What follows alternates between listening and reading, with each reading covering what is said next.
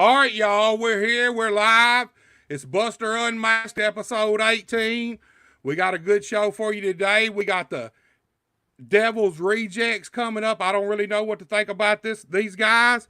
I don't know how this interview is going to go because it's the Devil's Rejects. Who knows? And then we got Koko Anderson coming up. Big bad dude here out of West Tennessee, part of a badass tag team called Bad Omen. I'm really looking forward to that. But right now, y'all be sure to look above me, Buster H.R. Johnson. Like, share, and most of all, subscribe.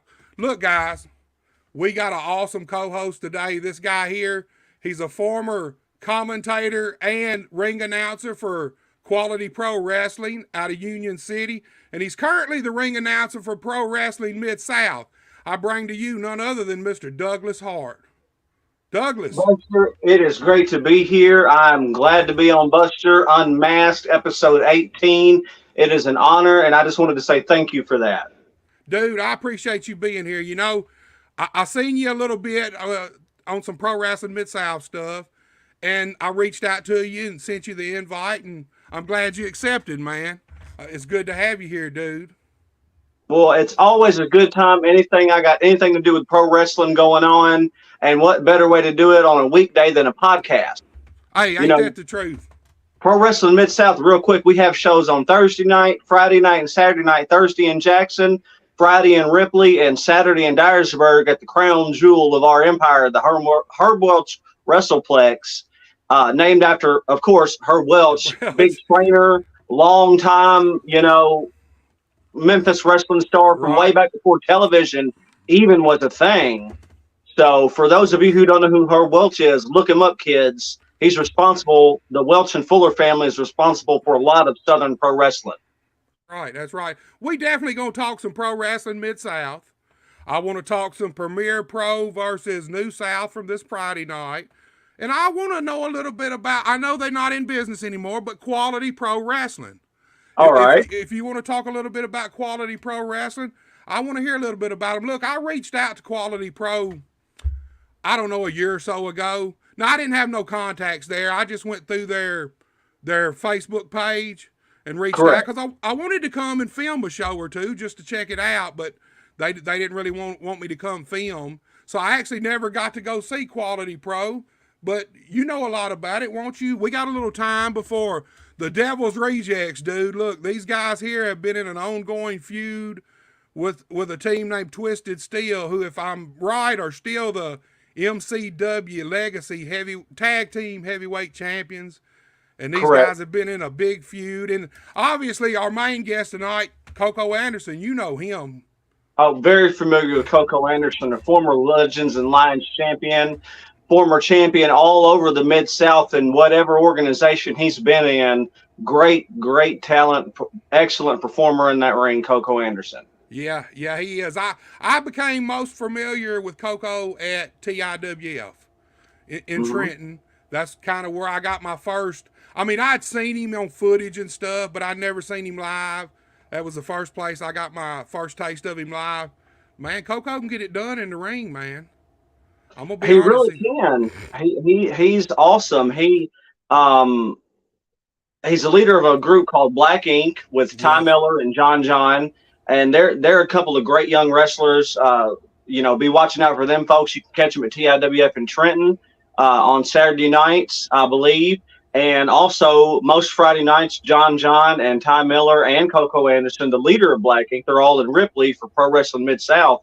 There's a lot of great pro wrestling all over the Mid-South area, whether it's TIWF, Memphis Wrestling, or, my home, Pro Wrestling Mid-South. That's right. Look, talking about great pro wrestling, man.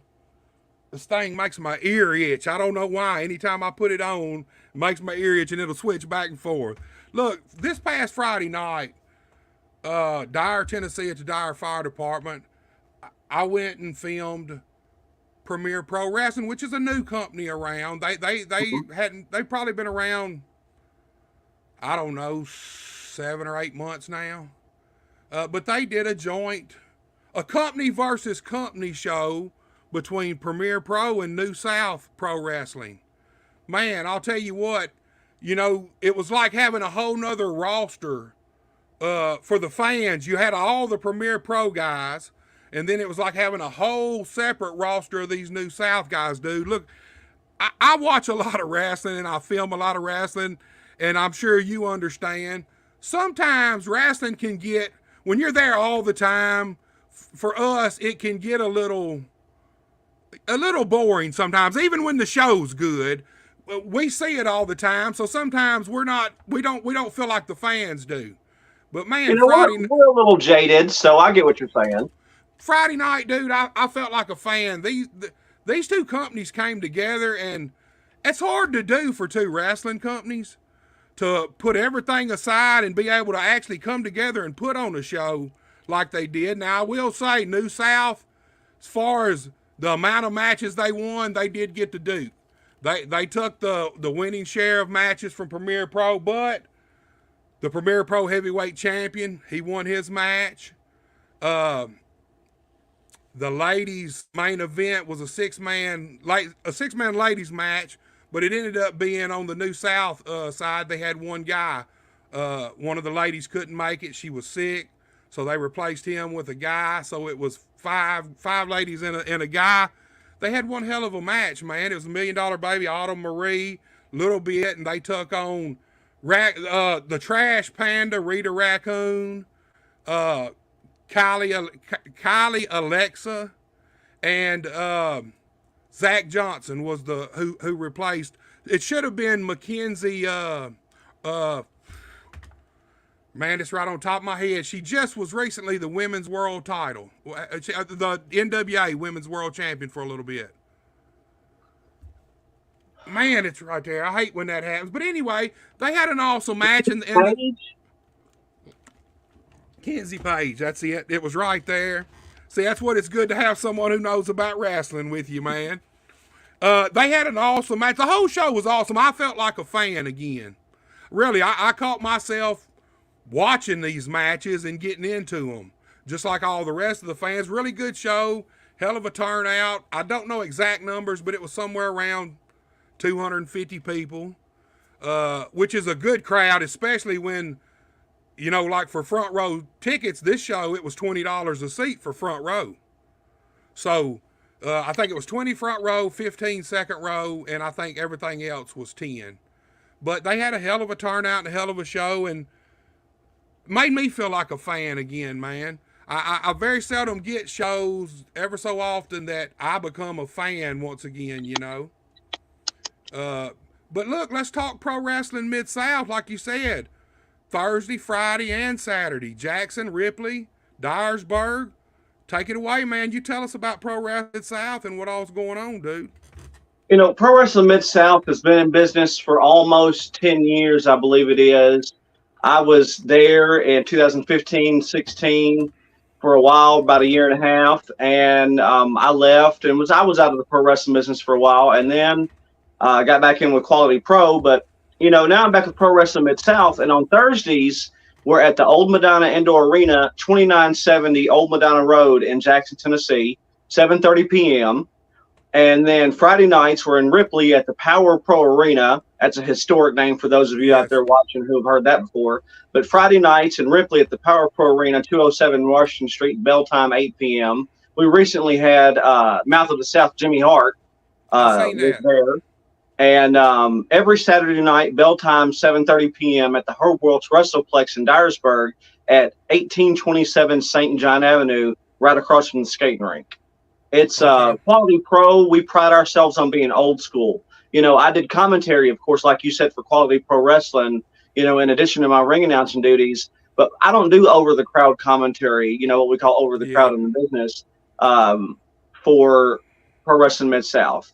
The guy in charge doesn't want that, so, we go with what we're told to do. So yeah, I love it. I kind of figured that that was the case, because back in the day when I broke in, if it wasn't TV, you didn't commentate anything. If you was a ring announcer, you announced the matches. You got the hell out. You called the time, maybe rang the bell, but that was it. There wasn't no talking while the matches was going on. No commentary. The old guys, the old veterans didn't play that, man. They wouldn't have it.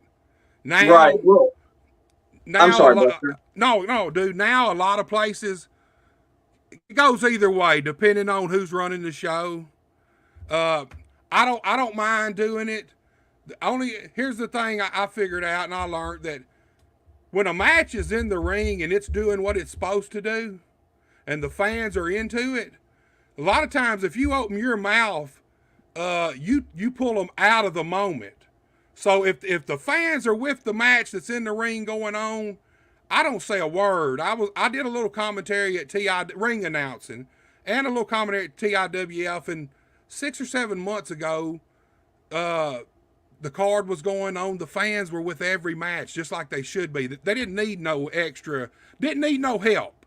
And so the owner come out and he asked me, he said, "Man, you can if you want to say something, say something." And I told him, I said, "Man, I'll be honest with you, I don't really want to. I'm scared if I do go to talking, it'll pull these people out of the moment because as you can see, they don't need no help. The wrestlers are in the ring doing exactly what they're supposed to do, and the fans are following them 100%. So I can go either way. But if the wrestlers are getting their job done the way they should, most of the time on house shows, you don't need no commentary. You know, I agree. And you were 100% correct. It can pull the attention away from where the focus should be, and that's what's going on in the ring. The wrestlers combating each other, trying to win the match, trying to do their thing. And like you said, if a match is good, it doesn't need it.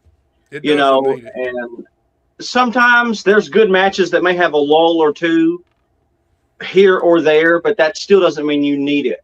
But Right. I don't fault for. I enjoyed being alongside my partner Ken Alexander at Quality Pro, commentating, and I don't poo on that at all. I love doing it, but Well, I just feel like let the wrestling do the talking for itself.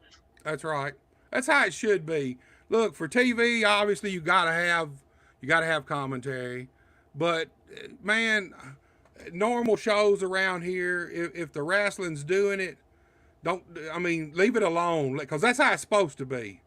It's supposed to be that way. You don't want to. I don't like distracting the fans. Now, on the flip side of that, though, I do believe that sometimes if you've got matches that are not just lulling here and there, but really need some help or struggling, I do think sometimes on that route, it is good to jump on in and maybe say a few things because, I mean, somebody's got to do it. Somebody's got to kind of get the fans going and, maybe lead them into what's going on if the guys are having trouble. But I can go either way with it, man. But that's your forte, though. That's what you do. You commentate and you ring announce. So, Correct. Quality Pro, man. Like I said, I don't really know much about it. Tell us a little bit about I know it's not in business anymore, but tell us a little bit about it because I've been interested in it for a couple of years now. Well, see, Quality Pro evolved out of Union City Wrestling, UCW. Yes, sir. Yes, sir. And the people, the matchmakers and promoters that were running UCW, well, the person that owned the company, the building owner stayed the same, but the person that owned the company was actually bought out. So, the new owner changed the name to Quality Pro Wrestling. New look, new logo, new tape on the ropes, red, white, and blue. Yeah. Love the look, love the logo. Great group of guys that I worked with from T. Gray Dark, Robert Murray, who's been a guest on the show before on Buster Johnson here. I love that dude. Yes, awesome guy. Seth Gabriel, we're talking the captain or the devil of Quality Pro, Dylan Blake, Jay Maddox. And for me, this is just me, and this is not to short sell anybody else that was on the Quality Pro Wrestling roster. Also, we had Iceman Sosa, great guy from Ripley. But my personal favorite and who I thought was the best on the roster, Skylar Devins. That was just me. Yeah, I seen like I said, you really didn't get a bunch of footage from Quality Pro, even fan footage. A lot of times at all these shows, even the ones that's being filmed and stuff, you can still find plenty of fan footage out there and stuff. to get to know some of these guys. And that's one of the main reasons I wanted to come film, is because I was interested in their product. The roster, from what I would see, now it looked like it was made up of mostly young guys, from what I can tell, what I could tell. It But was. they all look good. Their gear looked good.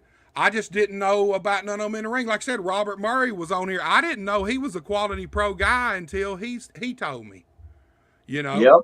Former Quality Pro Wrestling champion. And he was a member of a group that shall remain unnamed for purposes that I don't really want to discuss. And just there's a person who I would have to talk about who doesn't deserve to be talked about. Okay. Okay. And but he was a member of a group that steamrolled over UCW when I first got there. And just to tell you a little bit about a match, you know, we're old school kind of guys, both of us here, and I love war games. Yes. And at Winter Wonder Slam in 2019, the first year I was there, the main event was a 6-man war games cage match. Ooh. And on one side of the ring, you had Skylar Devins, Jay Maddox, and Bill. This would happen to me right now as we're live on air. But from Union City, a guy named Bill. I can't remember what his tag name is. I've announced so many guys, y'all. Please forgive me. And Robert Murray was in that match, and it was exactly what the name on the marquee said. It was a war. Blood everywhere, barbed wire wrapped around the top of the cage. Oh. And Bill actually came up in what was then the commentary booth. You know, you walk down the stairs and just right into the booth versus down the ramp that we had in Quality and then around into the booth. He come up the ramp into the booth and then frog splashed Jared Ethan through a table. Ooh. Off of the commentary booth. Insane. Below the floor tile, there was concrete. Yeah. And, you know, we didn't have padding around the ring. And, you know, we had a lot of great matches. We had the Obion County Fair that we did as UCW or Quality Pro. You know, and we were, you know, most times out of 10, Quality Pro. It was the name on the marquee, Quality matches. Yeah. You know, the Captain Dylan Blake, great on the mic, great in the ring. You know, one of my favorite finishers that I've ever seen. It's a springboard knee to the face. It's called the Black Parade knee. Talk about victory after victory after victory. And the kid Tigray Dark, the guy that wore the tiger mask, he did this thing. You'd been in that building before, you know, where there's a steel support beam for the roof. Well, where we had our ring set up, it just happened to be in close proximity to the ring. There's a few times in a few of his matches where he, you know, ran a guy into the ring post. Dude hits the ring post, and all of a sudden, as quick as Tigray Dark is, he's running around grabbing that steel beam and swinging through with a drop kick between the second and third turnbuckles and knocking dude right in the face. That kid is an athlete, Tigray Dark. And, of course, Robert Murray with an elbow drop off the top, with the rock bottom, with any number of things he could put you away with. And as I understand it right now, he's the Heritage Champion in TIWF. Yeah, he is. And so that speaks for itself right there when you're a champion. Well, Douglas, and I hate to cut you off, but our first guest, I seen they're in the studio and they don't look happy. They've already been there a minute or two, so they've been waiting. I don't really know what to expect out of this one, dude. I'll be honest with you. I've seen these guys live. I mean, their whole MO is pain and suffering for anybody around and anybody they step in the ring with. Dude, these guys were too bad for heaven and too evil for hell, none other than the Devil's Rejects. 666 and 911. Rejects. I don't appreciate being left waiting. Man, we're doing the best we can, dude. You know how it is, man. It's live. I mean, I'm sorry. I didn't mean to keep y'all waiting. I seen you down there. I knew you was getting upset. Let's talk wrestling, though. You here? I didn't actually think you'd get here. It took a lot to get you guys here. I got my co-host, Mr. Douglas Hart, up there. We're going to see what we can do with you guys, man. Let me tell you something. You guys have been in a heavy-duty feud over the past, 2 months or so with a team by the name of Twisted Steel. They're currently the Legacy, MCW Legacy Tag Team Champions. Y'all been chasing them titles for a while, man. What's the scoop on that? Are y'all going to get these titles or what? Honestly, it's not even about the titles. Okay. It's not even about the titles. We had a 8-man tag match. Royalty was there. Royalty got involved. They took advantage of it. They took the coward's way out. So it's really, it's about making them pay now. It's about hurting them. Well, you know, you mentioned Royalty, and I seen that. I know y'all. Here's the thing. Y'all recently, this Friday night, past Friday, did y'all not have a match against the East Coast Bad Boys? Yep. Sure That's did. right. And that's here's the thing. A lot of people don't realize that's family on family right there. Y'all get that. But no, we banded together as MCW. We were a team. Bluff City come in, Royalty come in, not Bluff City. They come in trying to run us over. Teaming up with my brothers, and doing all that. Team MCW, that's fine. I mean, I am Team MCW, no matter what, good, bad, ugly, whatever. But Royalty's been gone, so it's back to business. That's right. I've been seeing a few videos of that. Apparently, Savage Brotherhood are heading back to MCW this Friday. Well, we got a surprise for them if they do. Last time they were there, I was left bloody and beat up. So, yeah, you know, the biggest thing I take away from the invasion footage where they came in to y'all's place is at the end of the night, you guys were standing in the middle of the ring, shoulder to shoulder with the Bad Boys, with Jack Parker Jr., with Twisted Steel, guys that you guys really don't like each other whatsoever. Nope. I mean, the night I was there and filmed 2 months ago, little longer than that, you guys had a Texas tornado match that was wild. It was all over the place. It ended with fire being thrown. Yep. Like I said, Royalty's gone. We might have stood shoulder to shoulder as Team MCW.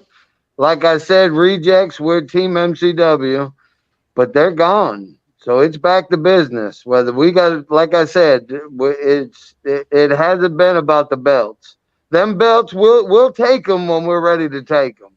It ain't about the belts. It's about teaching these young rookies a lesson. I hear you. I know that. Look, now this is a new version of the Devil's Rejects too. And here's something I found out about the Devil's Rejects. You don't just become a member of the Devil's Rejects. You pretty much have to be born into that, right? Yes. There's been one other person, Motley Cruz. Motley Cruz, and 187 started Devil's Rejects, but after Motley left, it's a family thing. Just That's like the East Coast Bad Boys, it's a family thing. Yeah, you don't just get picked for this. This is a way of life for you guys. Look, guys, I know y'all can hear me clear. I'm going to pull myself out for just a second and put myself back in because I'm froze. And let me see if that helps. Douglas, if you got something you want to ask these guys, be my guest, man. Go ahead while I'm doing this. You know what? I'm not as familiar with wrestling in Arkansas as I am in Tennessee, obviously. But I did watch that match from this past Friday night against the East Coast Bad Boys. And the whole match, it was back and forth. And when it got down to the end of it, what happened was East Coast Bad Boys, I couldn't really tell which one of them it was. I think it was 187, but I could be wrong. Had one of y'all pinned, and then the other one had to hit the referee. So I know you're not exactly beloved by the fans, but what's up with that? Can you not win the right way without cheating? Without cheating, we don't call it cheating. We do what we got to do. We're not out there to make fans. We're not out there to make friends. We're not out there to make you people happy. We're out there to do whatever the hell we decide to do. If we decide to end the match in whatever way we want to, actually, you talk about a pin, but what does a pin mean when you're left laying flat on your back looking up at the lights? We Well, won. Dusty Rhodes used to say, if I may, real quick, the name of the game is to get to the pay window is the winner. So Right. you might be left laying on your back, but you got the winner's purse if you're the victor. But you do have a point, so Yeah, but here's what you don't understand. We're the Devil's Rejects. We're getting paid either way. And I don't think it's about money for these guys. I think, like I said, their MO is death and destruction. They want to bring hell on earth. It's as simple as that. Look, every time I've seen these guys, they have burnt somebody. throwing fire is no joke, and burning somebody. Jim Cornette, one of my personal favorites, used to throw fire all the time. That's you could blind somebody with that, y'all. Of course, like Buster said, y'all don't care about that. So, Well, let me ask you guys something. Go ahead. When we're in the ring, we're enemies. That's it. That's it. It's either you or us, and we would much rather it be you. It's the way it is. There you go. Look, y'all have been a part of Bluff City Wrestling now for 2 months or so. What's the deal? How do y'all tell me the differences between Bluff City and MCW? Um, I don't. The production's one thing. Bluff City, they got a good production. They got a good setup. They got they were kind of green coming out, just blabbing off at the mouth like Dotson and Royalty do. I mean that's all they do. But MCW, it's heart and its soul. I mean, it's the from the guys in the back to our fans. Everybody around here knows our fans. Royalty, Bluff City, they know our fans. So it's a little bit more of a family for Let me me, of ask. course, because MCW is my home place. So That's right. Let me ask you something. I see your man in the back pacing back and forth, back and forth. Does he ever say anything, or is it just always you? Are you the voice box? he talks to me. He talks to me. I He don't know. really feel the need to talk to anybody else. I know he's always got that big ass chain with him wherever he goes. Yeah, I've done seen a few people catch a whipping with it too. So a lot. I'm glad I'm over here, you over there, and we I ain't in the agree. same place. You know. I turn my head every once in a while to make sure he ain't thinking nothing about me, because he's he's a wild one. Hey man, everybody always wants to be the leader. Hey, you got to watch it. You got to watch your back at all times. Of course, you guys know that. Like I said, this Devil's Reject thing is not new to y'all. The only difference is now it's all family. There's no outsiders in it. No outsiders gonna get in it. It's 100% family. You have to be born into being a Devil's Reject, and it's as simple as Absolutely. that. Uh, what are your goals, man, for the rejects over the next year or so? Obviously, I know y'all want to. Even though you say you don't, y'all may want to hurt Twisted still, but at the end of the day, you want that gold too. That's a nice, maybe he can hang that around his neck instead of them big chains. Once y'all get the gold, that's a nice little trophy to have, And then Bluff City. You guys are over there, man. They got tag team titles too. What are your goals in Bluff City to become tag team champions, or is right now your goal just to prove to Bluff City that they can't come and run roughshod over MCW? Honestly, we just want to go there and beat people up. That's it. We're not gold. We've had titles in every company we've ever worked for. And that's been the last, I don't know, 15 years or so. Every company we've ever went to, we've had the titles. Right now, it's really not about titles. I've been out with an injury. He's been out with an injury. We're just coming back to kick some ass, man. That's all we do. We're going to kick some ass. When we're ready to take the titles and be called the champs, then we'll just take them. But right now, it's not. It's about mind games. It's about hurting them. It's about them having to dig deep with everything they have to just pull it out of them to keep on going. We're going to hurt them. We're going to hurt them. We've hurt them every time we've been in the ring with them. We're going to continue to hurt them. And who knows, maybe when we decide to take the titles, maybe we'll have a Hell's Gates match, or maybe we'll have a cage match, so we can hurt them real bad and take the titles, because that's all they have. They have the titles. So y'all looking for blood, carnage, and chaos. That's all we want.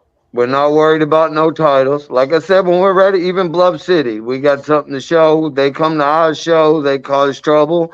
And honestly, that's what we do. We are the troublemakers. We don't give a shit who you are. We will kick your ass. I mean, that's it. We don't back down from nobody. We don't deny any challenge. I mean, they want it, we'll give it to them. And that goes for anybody. Anybody watching this damn podcast, it goes for them too. Because there's a lot of fucking big mouths. Douglas, these some scary dudes, man. I've seen them live. I've seen the fans, man, when they come out. The fans either run from them or run completely out of the building. Well, like you said, the one in the back there, it's not someone I would want to meet down a dark alley. Either one of you, for that matter. All kidding and jokes aside about death and destruction and what people may say about it being a joke, I'm not so sure anymore. These guys seem like they're legit, Buster. Devil's Rejects, y'all are some scary looking dudes. Hey, that's why I wanted to get them here. These dudes are legit, man. I can go that far and speak for them. They are legit. They wouldn't be here if they wasn't. It took a lot to get these guys here, to be honest with you. It wasn't like I just sent them a message, or you can't call them. And so it ain't like I just sent them a message or anything like that. I had to go through several channels just to get in touch with these guys. And then I had to go through several more channels. Matter of fact, I had to go meet these guys late one night out in Arkansas, way out in the woods by the river, giant bonfire. As I'm walking up, there's actually 3 of these guys. So when I'm walking up, the leader there is bringing me to the guys. And as I'm walking up, you see fireballs shooting up in the air. I get there, it's these guys throwing their fire. Man, it was a scary situation. Late at night, a full moon, prime time, Devil's Rejects time. Dude,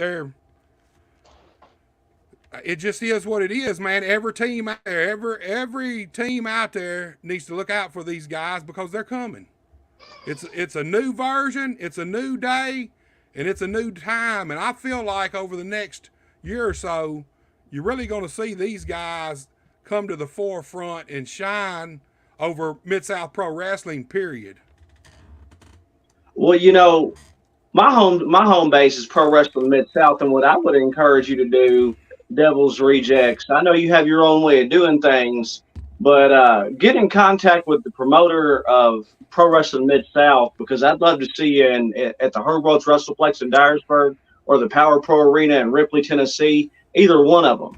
And I would be awesome to have you over. So get in touch with them. I'm just the ring announcer. I don't sign matches, of course, but I'd love to see you at Pro Wrestling Mid South. They can always reach us at our Facebook page. Now they might have to go meet them on the banks of the river somewhere late at night at 2:00 in the morning. But hey, they're a force to be reckoned with. I'll say, and here's the difference: these aren't just a couple of wrestlers. These guys are a legit attraction. You know what I mean? They're not your everyday cookie cutter, same old wrestlers. You can bring these guys in and draw fans just on who they are alone. They are an attraction. And once you've seen them once, you want more. You may be scared of them, but at the same time, it's like watching a good horror movie. It intrigues you. It's like a car crash. You want to turn away, but you can't. They are, man. They're an attraction, dude. We put 110% in every match. Don't matter who we're working, what we're doing. We put 110% in. It doesn't matter injuries, whatever. You go out there and you see one of our matches, and it's balls to the wall, and it's a match. Well, guys, we're about out of time here. Look, guys, I know y'all don't care, but I'm gonna thank y'all anyway for actually coming on the show. I really appreciate it. I've enjoyed it, dude. I didn't really know how this would go because I didn't know what to expect.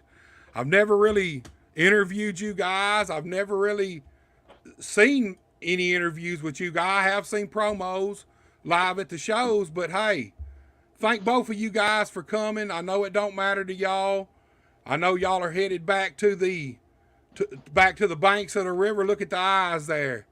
Hey, man, dude, thank you guys. It's been our pleasure, and you guys have a great night. All right, Douglas, there it was. In the back. Oh, that one walking around in the back, he was scary looking. Hey, they're both scared. What was the one talking? 666. You know, I do not know. I meant to ask these guys that, but I do not know. That was the first question I meant to ask them, but when they come on, it kind of throwed me off a little bit, man. I don't know which one is which. 666. The man talking was 666. Right. 666 and 911. The leader's 666, and that was going to be my first question. That was the first thing I was going to ask them. Hey guys, I really don't know which one of you who's who. You know, no kidding, Douglas. These guys are an attraction. If you want a special attraction for your show, get in touch with these guys, man. They're entertaining as hell. They're vicious. They're mean, and they like chaos and carnage, dude. You know. Well, something that struck me that you said they were related to the East Coast Bad Boys. I remember 187 from when he used to team up with Motley Crue at the Dyersburg Entertainment Center way back in the day. You know, this was 04, 05, and 06, that era. And 187 and that whole family.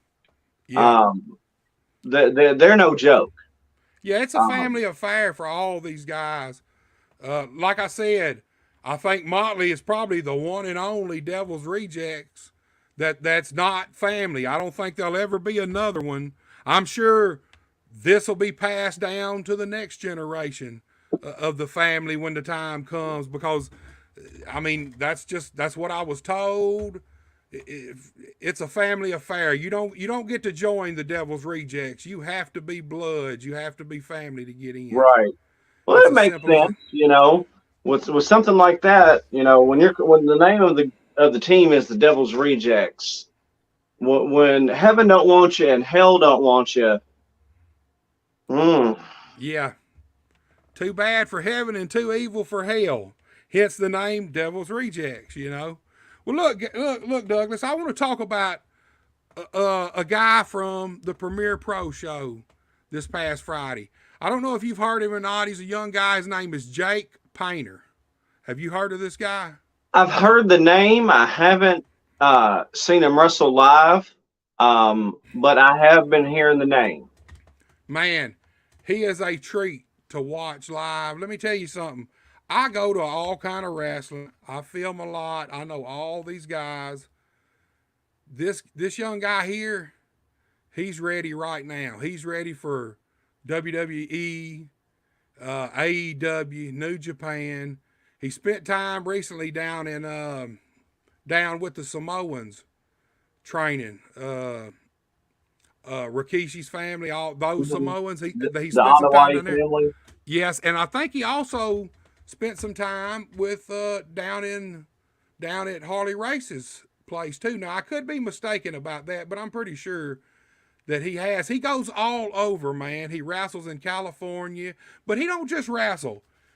He goes to he's ready right now, like I said, but he still goes to these different places and goes through their training camps and trains with them and stuff. For experience, you can't never learn too much in the wrestling business.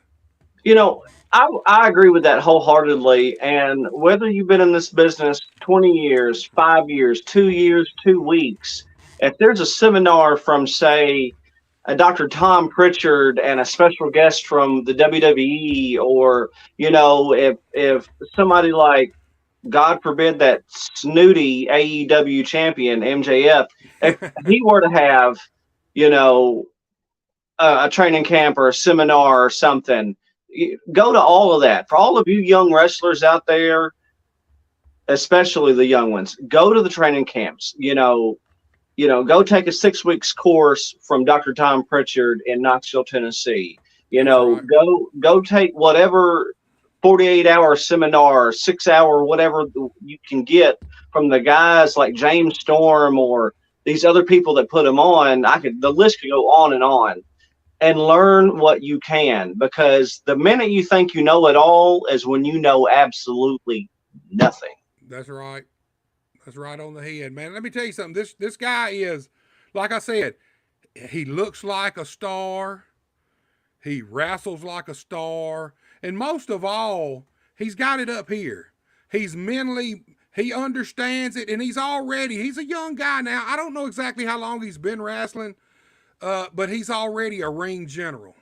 I seen that firsthand Friday night watching this, because I see things that other people probably don't see, that Right. just passes by the fans. And this young dude is a guy that, man, I'm just telling you, in my opinion, he's head and shoulders above everybody around here right now. He's ready. He's ready to go right now. Man, I can't say enough about him, man. He blows me away. He blows me away every time I see him wrestle. But this past Friday, it was more. I seen the ring generalship in him in two. The veteran already. I don't know. Like I said, he may not be. I don't think he's been doing it but a few years, maybe 4 or 5 at the most. But he's already a ring general out there, man. He knows how to handle himself. He knows how to push the match along, and keep it on pace and keep it in its groove where you're supposed to be. And let me tell you something. All these guys Friday night were top-notch talent from around here. The ones from around here were all top-notch talent. And the New South guys, Rolando Perez, I'm sure you know him. He's the little guy from NWA. Right. Little guy, got the curly hair. I think he sometimes wears a little bow tie. He just had a feud with somebody. I can't remember, on the NWA. He was there. I gotta admit, I haven't been watching a lot of NWA lately, but I've heard the name. Man, I started watching pretty heavy a few months ago. When we started doing this podcast, obviously I need to watch more shit because I need more shit to talk about or whatever, And so I started watching NWA, and man, truthfully, they've got one of the, if you like old school, hard-nosed, just in the ring, physical pro wrestling, good storytelling, I've really enjoyed the NWA lately, man. I find myself waiting on it from week to week. A lot of times their guys don't even have entrance music when they come out. And I kind of like that too, especially for TV. You know, you ain't got but a short little space from the curtain to the ring. Sometimes entrance music is just a waste of time in that situation, you know. You know, Uh, a lot of people back in the day, in the 60s, 70s, and 80s, when you were making your way to the ring, that's when the announcer was introducing you. yes, And music at that point, it kind of, you can't hear one for the other. right. So I in certain situations, I would agree with you. Like Andre the Giant never had entrance music. And for those of you who may not believe me, oh, I've heard the name, go back and watch WrestleMania 3. When him and Bobby Heenan rode that ring cart down to the ring in Pontiac, Michigan, Right. there was no music. So sometimes that's not a bad thing. If I remember right, they were being pelted by the fans too with Coke Oh, cups and rash, all sorts yes, of stuff. yes. Well, look, you're somewhat of a wrestling historian, right? I've done my history work. When you talk about Memphis wrestling, we're in Dyersburg. I'm in Dyersburg rather, and the Welch family. Herb Welch had a farm up here, trained a lot of people, Yes. and go on down to the 50s, and you talk about folks like Billy Wicks and Sputnik Monroe. For years until 1999. At St. Valentine's Day Massacre for the WWE, Billy Wicks and Sputnik Monroe held the official attendance record at Rustwood Park of over 13,000 fans when they had that Cadillac match. The winner of the match wins a Cadillac. And the 13,000 fans, that's just what sold. That's just the ones that bought tickets. About 2,000 or 3,000 fans legitimately knocked down the outfield wall to get in to see this match. And not only that, Rocky Marciano was special guest referee. So, see, I didn't realize that. I'm not. I don't consider myself a wrestling historian.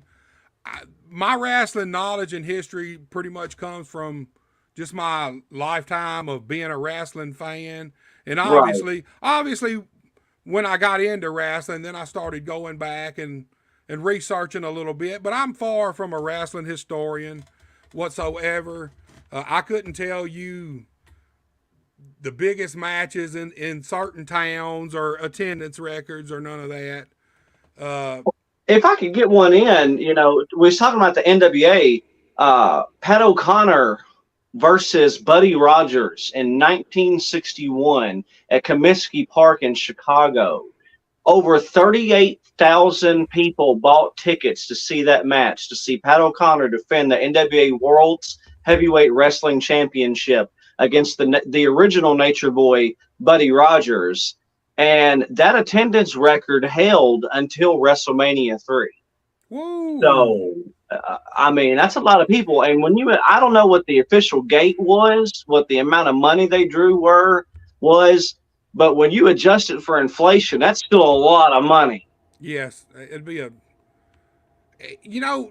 I want to say I heard somewhere where the tickets were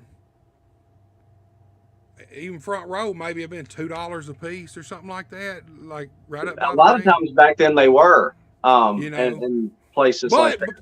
Back then you got $38,000 $2 tickets. That's a lot of cash. What, $76,000 if it's $2 general admission or whatever, That's right. Well, Douglas, go ahead. Go ahead. I was just going to say one more bit of history I'd like to give to the people out there. I've been involved in wrestling on again, off again for 18 years this month, and been a ring announcer since 2015. And in all my years of being involved in this business, I have watched more wrestling live at independent wrestling shows than I have on television. And I'm like you, I like to be a fan.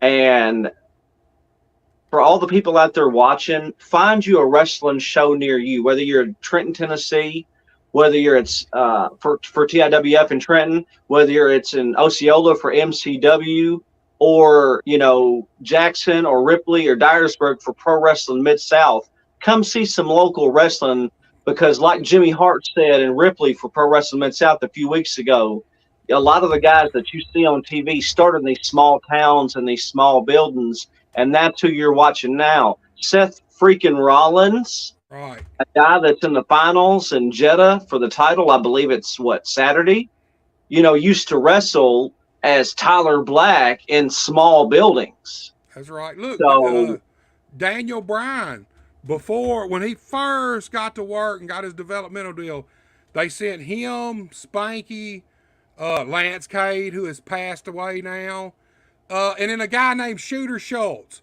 All of these guys were trained by Shawn Michaels. Spanky and Daniel Bryan and Lance Cade, all three of those became pretty. I mean, Daniel Bryan's one of the biggest stars still today there is. I got to correct you, though. It's the American Dragon, Bryan Danielson. There you go. Who knows now, the way they flip-flop his name, depending on where he is, it's hard to keep up with. But he was over here like, who is this guy coming on my show corrected me? No, I love it, dude. I like people with knowledge, because, like I said, I have a certain amount of wrestling knowledge, but I'm not nowhere near a historian whatsoever. So it's good to have someone on here that knows that kind of shit. It's good to have a statistic guy. You know what I mean? It is. Look, dude, I see we got our next guest. He's in the waiting room, and you know a lot about this guy here.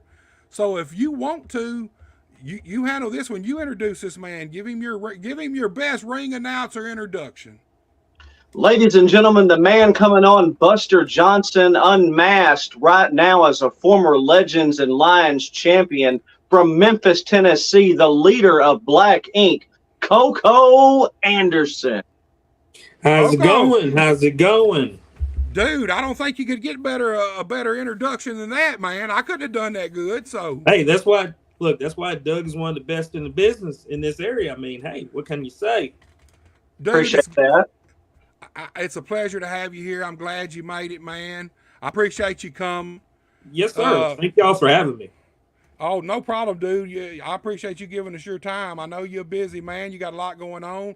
You're wrestling a lot. Like he said, Pro Wrestling Mid-South's running 3 nights a week. Obviously, right now, lately, you've been working at TIWF every Saturday. So, I mean, you got a lot going on. A busy dude, man. And you're also one half of one of the baddest tag teams around, Bad Omen, man. Oh, yeah. Yes, sir. Yes, sir. Yeah, we're moving around, trying to, take it everywhere else. Try to do what we do everywhere else. Let everybody know who we are. I hear you. That's what you should do, man. Let me ask you something now. If I know my stuff, you actually broke in this business as a commentator or a ring announcer. Am I right about that, or am I totally wrong on that? No, you're correct. You're right about that. So why don't you? Go ahead. Sorry. No, that's my fault. Look, why don't you take us and give us a little origin story on Koko Anderson, how you broke in, the whole deal, man. Okay, so I started out 06, late 06, early 07, announcing and doing commentary for LAW in Rector, Arkansas, with Golden Boy and Jeff Odell when they were running LAW in Rector, Arkansas. I started there and then turned around. That was on Friday nights, and then turned around on Saturdays. Dale Cummings and all of them. Derek and them had TLCW that was running Ripley, Tennessee on Saturday nights. So I was announcing in Rector and announcing in Ripley, Tennessee on Saturday nights in Ripley. So it was very fun breaking into the business, and then turn around. I wanted to wrestle, so I trained and all that. And Outlaw Don Bass gave me an opportunity. He said, "I'm gonna give you a shot." It was me, Tim Edwards, Oz, and the Cosmic Cowboy Brian Steele. We all went to Selmer, Tennessee. No, not Selmer, Raymer, Tennessee, to SPWA. Whenever they were running there, and he put me under a mask, and he called me the Afro Assassin. and that's where I had my actual first match. yeah, I know, Doug. It's funny. It's funny, but the thing about it is, though, is I was appreciative to that because of the fact that he saw something in me to give me my first opportunity to wrestle. That's And right. Let then me ask you something. What's up? Go ahead. Go ahead, Koko. It's like after he gave me my opportunity, I haven't turned back yet.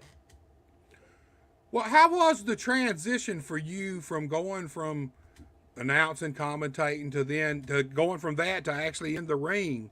How was the transition for you? It was hard at first. They say you're your biggest critic. So I was my biggest critic. I swear, I was like, okay, I'm doing this wrong. I know what I'm doing. It's just the confidence wasn't there yet because I was still fresh to it, still green, still learning. And it was like, and then to the butterflies in your stomach too, after you get in the ring for the very first time. And it doesn't ever go away because to this day, I still get butterflies whenever the music hit. You go out there, the sound of the crowd, the cheers, the boos, all of it. It's like, oh, wow, I can't believe I'm still doing this. I'm a part of this because this means a lot to me because wrestling is what I grew up with.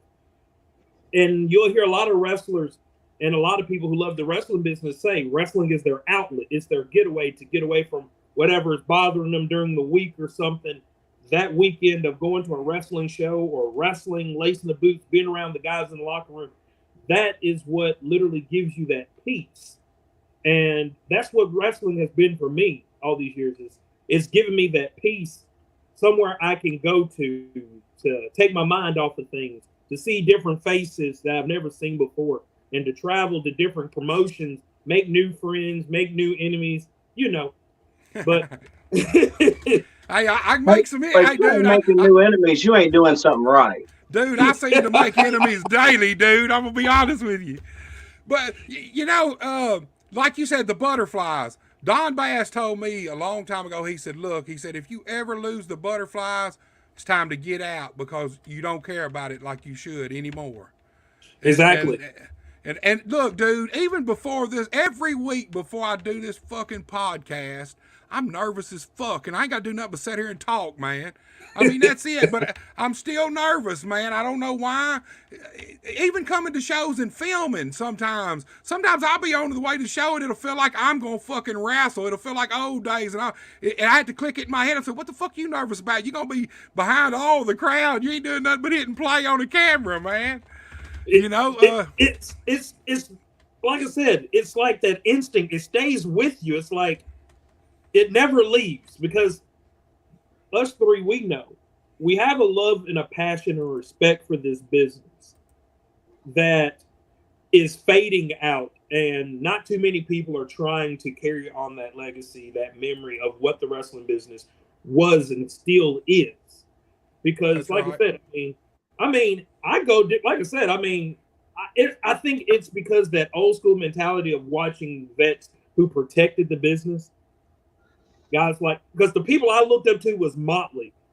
I had guys like Motley, 187, Derek, and Flash Flanagan, and Golden Boy Greg Anthony. Those guys like that I've actually rode in cars with and listened to the stories and could be like, and was like, wow, this is what you really want. You're finding out the true history of the business and the different countries that these wrestlers have been to and have learned things and are brought back to try to teach guys like me.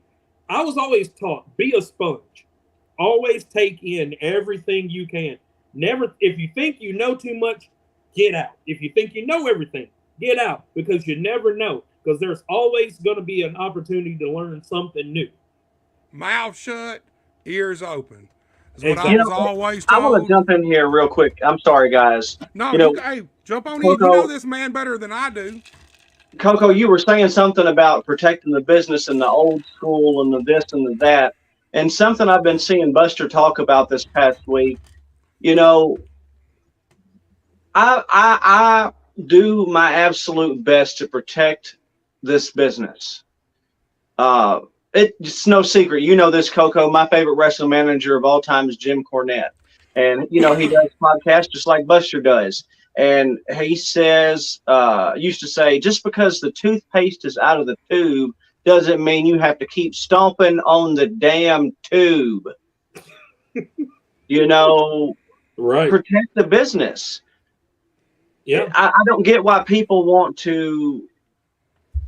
I'm gonna, for my taste, keep it PG friendly. Poop all over the wrestling business, and this and that, and give away its secrets. You know, it should be something that, you know, like Don Bass saw something in you, which means he saw that you respected this business enough to give you a shot. You earned that shot. Don, you earned that shot. Whether you knew it or not at the time, you had earned that shot to get in the ring. And a lot of Earning the that shot people means you coming kind up, of earned the respect of those veterans who was before you to take you with them onto that show and introduce you to a Mid-South legend, and him look at you and say, okay, if they got your respect and they trust you, then I'll give you a shot. Because you don't find a lot of people who say, okay, yeah, if you trust him, I trust him. Now it's like, it's not what you know, is who you know. And a lot of times, who you know isn't what's good for business. Because a lot of times it goes back to what you know. Because I've been in the wrestling ring. I've been in the ring with a lot of guys who had that good circle of people to be around that they could learn from. But then when you sit there and you watch them in the ring and you're like, what did you really learn from them? Because I'm still, like, to this day, I'm still learning. Because you never stop learning. You always want to progress. Always want to learn a different hold, a different move, something that the crowd has not seen before. But if once you keep doing the same thing over and over and over and over, the fans are going to get bored with you and be like, oh, okay, I don't care for you no more.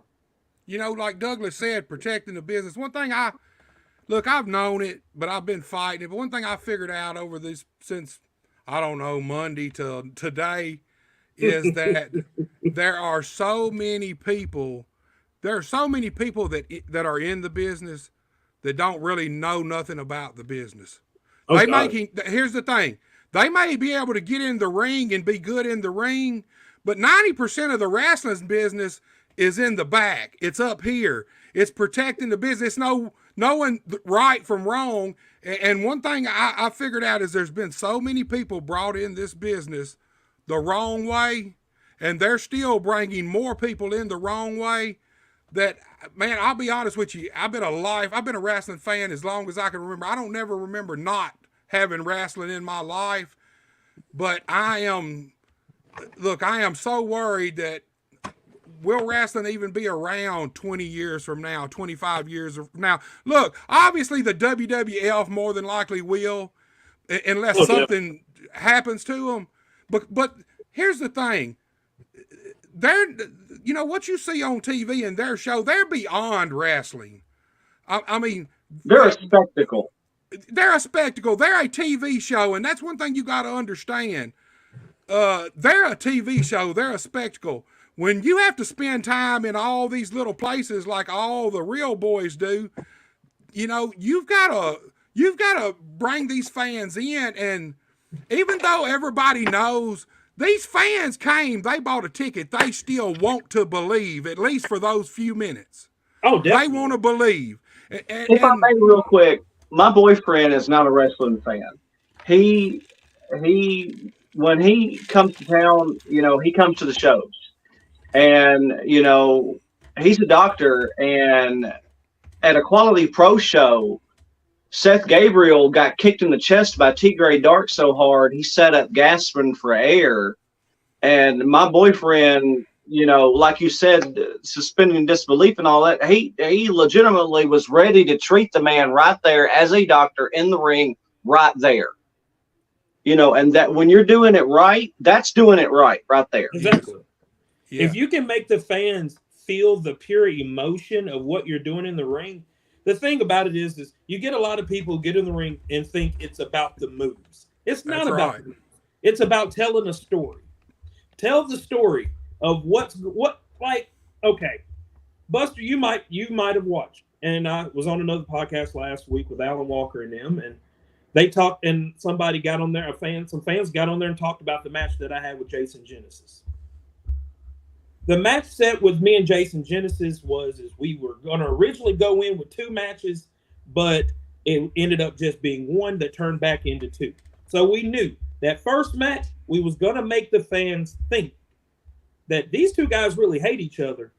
So we would pay a ticket to come back and see it again if we did it again. That's right. Fate would have it, the very next week, we finished our story with the finish that the fans really wanted to see. He did his job, I did my job. It's all about the 2 guys in the ring. Can they both play their roles together? You get some guys that feel like, well, I want to get this spot here and this spot here and this spot here. And I'm like, and everybody will look at me and I'm like, you're going to forget it by the time you get out there. And then you wonder why you had a cluster. You know, on that note, Koko, you know, being around guys like you, being around guys like, you know, Skylar Devins or Greg Anthony or, you know, Derek King, guys that can go out there and, you know, they know what they're doing. And not do nothing.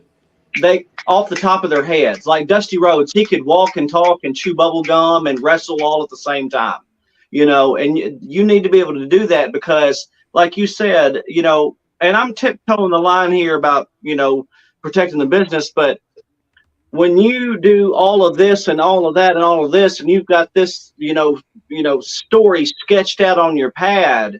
And then you go out there and 3/4 of that pad has been lost before you ever walk out of the curtain. And something comes up. What are you going to do? Are you going to stand there like? Of course, that's what they do now. That is. Exactly. That's what I was thinking too. That's exactly what they do. It's something that I saw or heard about, rather, Jungle Boy Jack Perry talking about getting in the business because of who you know. Okay, your daddy was Luke Perry. Okay, so he was a big wrestling fan. That's fine. Luke Perry was a big Hollywood movie star, big Hollywood TV star. But as far as I can tell, the only connection that his son had to get in this business is his dad had money. That's right. Okay, and to hear him not want to take advice from somebody like Billy Gunn, who looks better than 95% of the AEW roster at 50-something years of age. Billy Gunn, who has one in the locker room. Well, I mean, but Billy Gunn, who has performed at the highest levels of this business, we're talking WWE. I think he may have went to TNA for a drink of water. Yeah, he did. You know, and now in AEW. Performed at WrestleMania, the grandest stage of them all, the Super Bowl of wrestling. And you don't want to take his advice? For my money, pardon my French, get the hell out of our business. You have no place in our business. Get out. When you want to listen to those that are in your little clique, those that tell you what you want to hear, you know, the guy that brought me in the business, my best friend, I subscribe to the same theory. Don't ask me what I thought of your match because I'm going to tell you whether it was good or bad. If you messed up, if you did this, if you looked like you got food on your face, I'm going to tell you. Don't ask the question if you don't want the fucking answer. You know? I mean, that's it, y'all. It's simple as that, man. Look, we got a couple of comments here. Let's get them in. I don't like to break into the talk and just like other people do, just put them all on willy-nilly. We got a comment from Willie D, which y'all probably don't know him. I do. I used to work with him in the early 90s everywhere, all through Arkansas. He says, hey, who y'all. is this Donna Bass he's talking about? He means Donnie. I know. He says, hey, y'all. I'm watching and enjoying it as always. Talking about Donnie Bass, I remember him. He trained me. Yeah, that's true. Look, I was trained at the fairgrounds in Nashville by Jeff Jarrett and Tony Falk. But when I first got out and started wrestling, one of the first places I went was to Don Bass, me and my brother. Okay, in I want to say it was Jericho, Arkansas. So you go to his house, you pull up, and there's this old shed out in the backyard.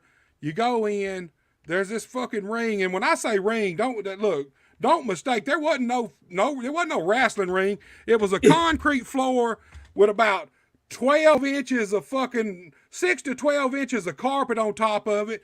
Some All metal. right, Bone John, yeah.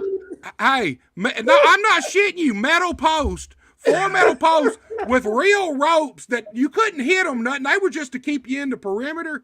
Man, we went from the USWA ring in the fairgrounds to this fucking concrete floor, and me and my brother's in there, and I'm slamming him, and this fucking floor is hard as hell, and you're bouncing off of it. It's just a concrete floor in a shed.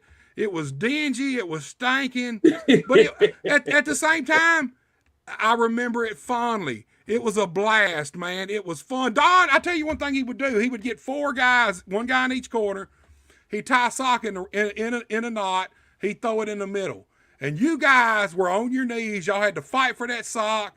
And whoever got it had to get across from the turnbuckle the corner they were, to the other one, and that was the winner of that little scrimmage. But you were really fighting. I mean, you weren't throwing punches, but you were clawing. You were fucking grabbing this fucking sock with your teeth. You were doing whatever you could to get this sock and get the football, basically, and get in the end zone.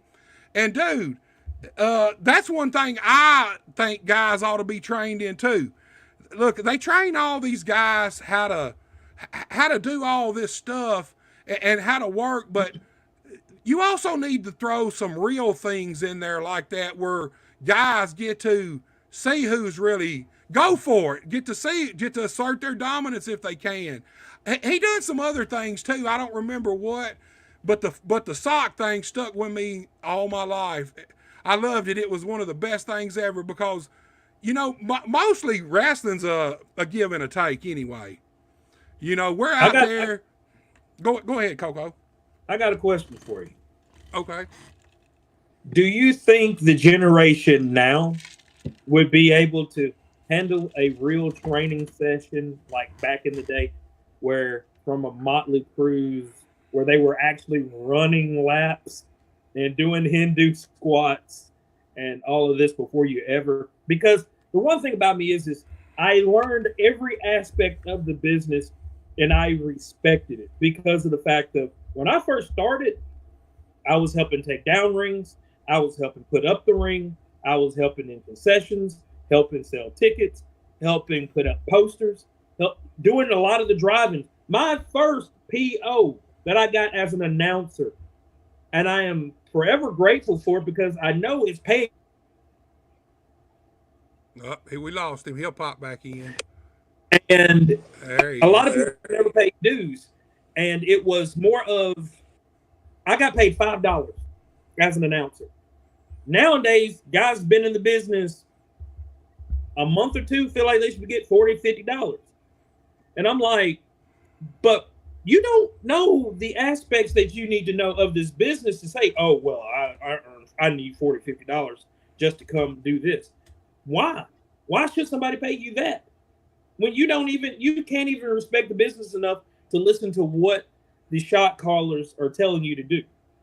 You turn your back to it, you frown your nose up at them, and you go out there and you do what you want to do, and then turn around and like, well, I can do what I want to do. People that don't know anything. And I'll tell you something, I got to jump in with this on that same type of note, but on a different level. Something that burns me up is when you got a guy in the first or second match, and you got a 5-6 match card, and they're leaving after their match. Stay until the end.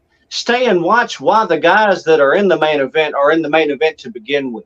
And maybe you'll be in that main event label. Maybe you won't be, and all that bull crap about why I'm not in the main event, why I'm not getting title shots, why I'm not, doing this, getting the press or the whatever. And I'm just like, stay and watch what's going on. Stay and and watch what the match that drew these people to this building. Koko, exactly. Going back to the original question of, do I think that the guys today could make it? Here's the thing. I think some of them could, because back then, they trained you that way. When we were trained, man, it was like fucking football drills. You ran your ass off. If we did shoulder tackle drills, one guy would start in the middle, and if there was 10 people in class that day, you'd all line up across the ropes. Guy'd hit the ropes. You take the bump, spin around, come up, take another bump. The guys would split. He'd hit that rope. You took 4 bumps from every guy. So if there's 10, in a matter of, I don't know, 60, 90 seconds, 120 seconds, you done took 40 bumps in a row. Up, down, up, down, up, down. It takes heart. The guys that have the heart, yes, they could make it in this business. There's no doubt in my mind, because that's the one thing the old school guys did more than they were cared about you getting perfect moves, because a lot of that comes with time, comes with practice. They want to see you. They want to whoop your ass down, have you tired, have you ready to quit, and see if you come back. And if you that was keep what they coming did to back, Hulk Hogan. They did that to Hulk Hogan. Hiro Matsuda broke his freaking leg, and then to see if he would come back, because they thought he was a joke. And then Hulk Hogan, of course, reached the heights of this business. So Hey, I mean, love him or hate him, think he can do what he can do in the ring or what he can't. Hulk Hogan, one of the 3 or 4 biggest names in the history of our business. let's we got a comment from the barbecue man. Let's get it up here. My shit's running a little slow. He says, as a fan, I want it to be believable. WWE is not believable. That's why I support the better indie shows. And I love wrestling, all of it. But even me personally, I don't watch WWE anymore unless I see a clickbait or something, or a thumbnail that catches my attention and I want to go see. I try, man. Sometimes I try, and I was a lifelong, up until probably 5 years ago, I watched, if I wasn't there to watch it live, I recorded every wrestling show there ever was that I could get and watched every one of them religiously. But I cannot watch WWE hardly any anymore. And here's one thing, the show's too damn long. Look, I mean, it's as simple. Take me back to 2 hours of Monday Night Raw where it's exciting. You got to keep the pace up to get the shit you want done. I even like when you opened the show, that right there led you to the main event. You opened the show with Stone Cold and The Rock, and all the way through the show, they carry you back and show you different interactions or whatever to get you to whatever Stone Cold and The Rock's going to be doing in the main event of the show. That's how you keep people's attention. But at 3 fucking hours every Monday night, man, I'm sorry. Dude, and then here's the thing. Pay-per-views. Give me a 3-hour pay-per-view. And I'm good with that. Don't give me a 5, 6, 7, 2-day fucking pay-per-view, man. I don't have that much time. Well, and here's the deal. You got the 2 biggest the 2 biggest companies in the world. The 2 biggest, but one of them is not one of the 2 most successful, because the 2 most successful wrestling companies in the world is A, WWE, and B, New Japan Pro Wrestling. Yeah. But AEW is bigger because they have a wider reach, so to speak. But, you've got 3-hour shows or 2-hour shows, and you've got in the first 2 hours of Monday Night Raw, you've got 15 minutes of wrestling, if that, and 3-minute commercials, 3-minute entrances per wrestler. We were talking earlier, Buster, about sometimes guys on NWA now, and especially back in the day, they don't have music. Well, maybe we need to go back to. I mean, we can't go back to that, but slim it down. You get your butt from the curtain to the ring, get in. I'm ready with the mic, ready to announce you, and ready to go. That's what I'll say about Koko Anderson right here. He comes, he's got, an MO. He's going to go wrestle, and he's not out there shaking hands and kissing babies, by God. He's going to go in there and kick some ass, take some names. Man, when I hear that music hit at TIWF, I'm always facing the screen, because if I don't know who everybody is, I got to write the names down. And them grizzly bears come on. The people's fixing to pop, man. Koko, what's your opinion of the big shows like that? What's your thoughts on 6-hour pay-per-views and 3 hours every Monday night? And 10-minute entrances. You know, look, here's something that clicked in my head. If we were given a time limit, that was from the time your fucking music started till the time you was back in the dressing room. If it was 10 minutes, you had 10 minutes for all that. You didn't have 10 minutes in your match. You had 10 minutes total time. And I'm wondering in the back on WrestleMania, now look, especially when they've got these stadiums that takes a guy 3 minutes to literally get to the ring. Picture the Undertaker entrance. I mean, like, what do they do? Is every match like y'all got 40 minutes because they know 20 of it's going to be in, at least 10 or 15 for real is liable to be entrance. Time you get both competitors in there, and then that leaves you, what, 20, 25 minutes for the match? You know? But you even with the entrance, you still got, once they get in there, they got to be ring announced, all that shit. Man, I'm thinking, to me, that's one of the things that's driving people away from wrestling, especially You're not big-time seeing wrestling. enough wrestling. You're seeing a bunch of soap opera that wannabe stuff that people are talking for 90 minutes and wrestling for 5. And where's my wrestling? The one thing I've noticed is a lot of independent shows try to format their shows like it's a WWE show. Because they feel like, okay, the fans watch WWE. That's what they're accustomed to. So let's give them that. But the one thing is read your crowd. That's if right. A crowd, if you in the small towns of Trenton, Dyersburg, New Bern, Mississippi, Alabama, Arkansas, you know that's a southern-based area, they're going to want wrestling. They're going to wrestling. Not wrestling. I'm sorry, not wrestling, but wrestling. That's right. I see a fight. They want to see somebody. They want to literally look at two guys just go at it. They want to see two guys go in there and brawl, scrap it up, because of the simple fact of one, that's what they're used to. A lot of people don't watch it, but they watch it because they don't have anything else to watch. I used to be that way. Literally, I would, even if it sucked, and it sucked years and years, most of it, before I quit watching it. But I used to, like I said, I would sit down and on Monday night, if I was able to. If not, I always recorded it.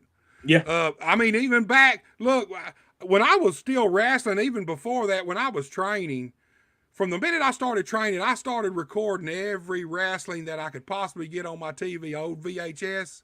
Oh, Man, Jesus. I've got a shed. Look, I've got a shed with probably stuff from 1992.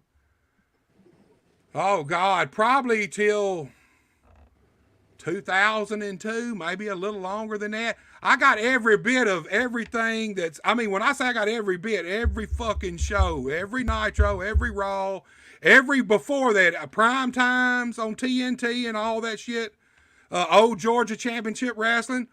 I've got a ton of it, man. But I mean, wrestling is just, I don't know, man.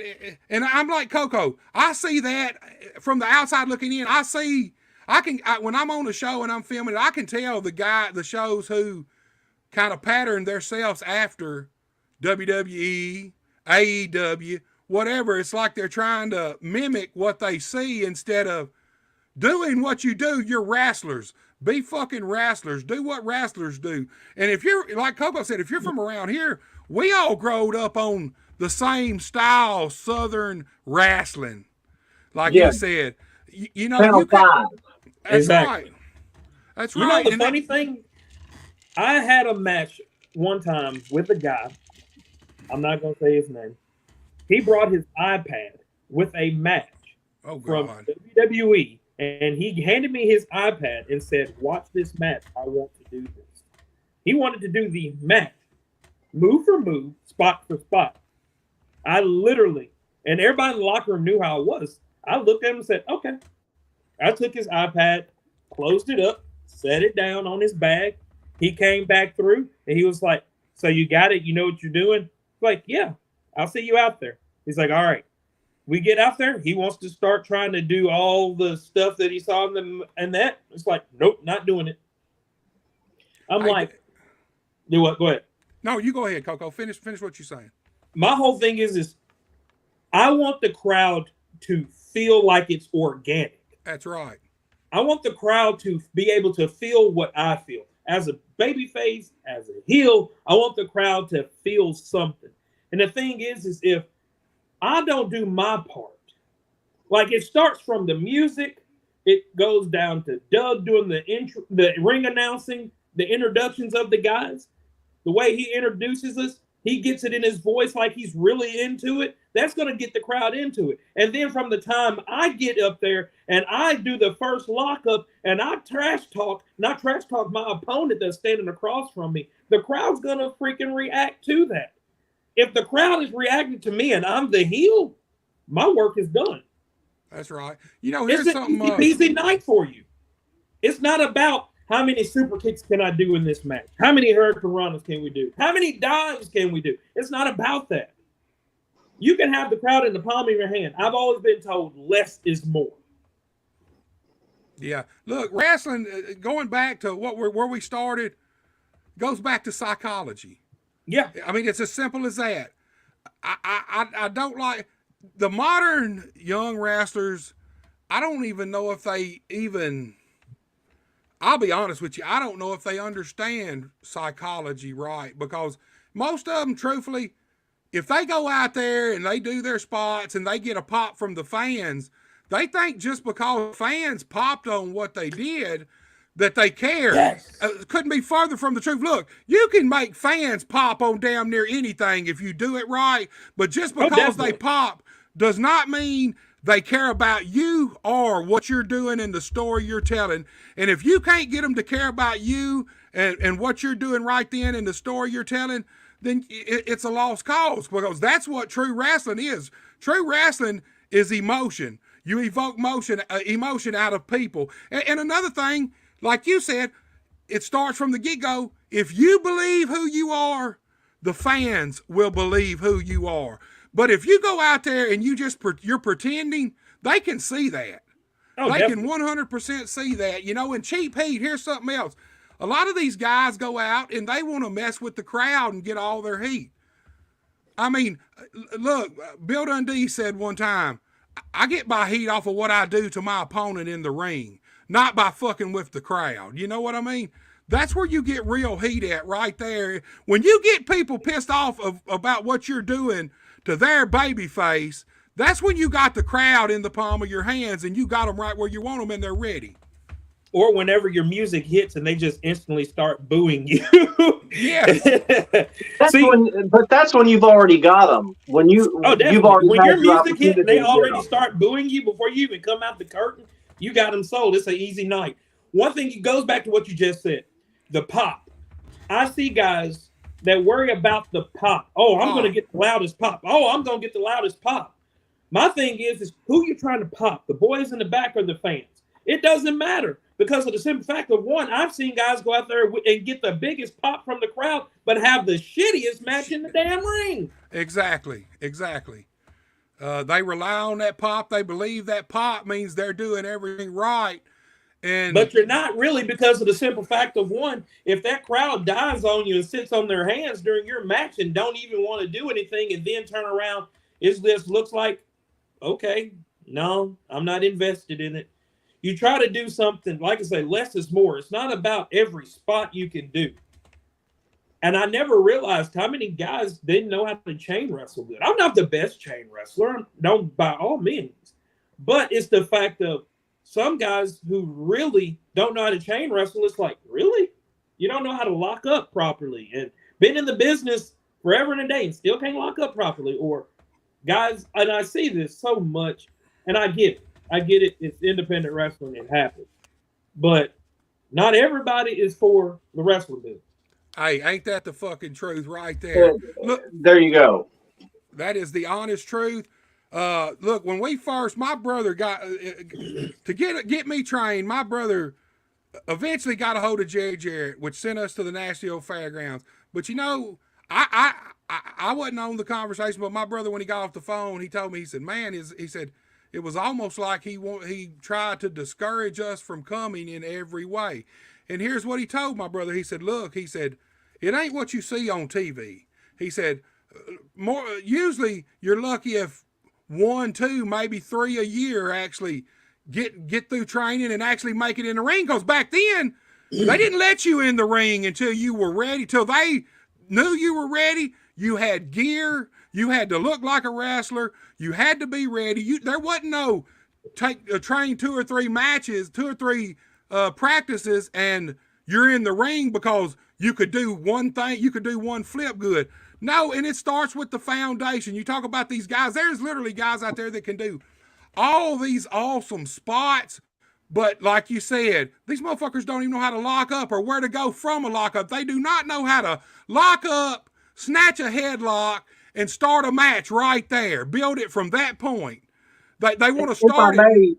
I'm sorry, Buster, but no, if I go may, ahead. The guy that trains the trainees at Pro Wrestling Mid-South starts off with the basics, the learning the basics. And I'm not going to go into every little thing of what the basics is because we'd be here until midnight or longer. But like Koko was talking about, learning how to chain wrestle. That's one of the things you learn how to wrestle. A headlock takeover, a headlock, a hammer lock, a top wrist lock, an arm drag, not a tope suicida on your first training session, So my influences when I started wrestling, when I knew I wanted to wrestle, was Dusty Rhodes, Jerry Lawler,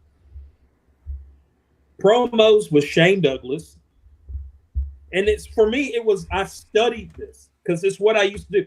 A lot of people don't know this. I'm going to give you a little story with me.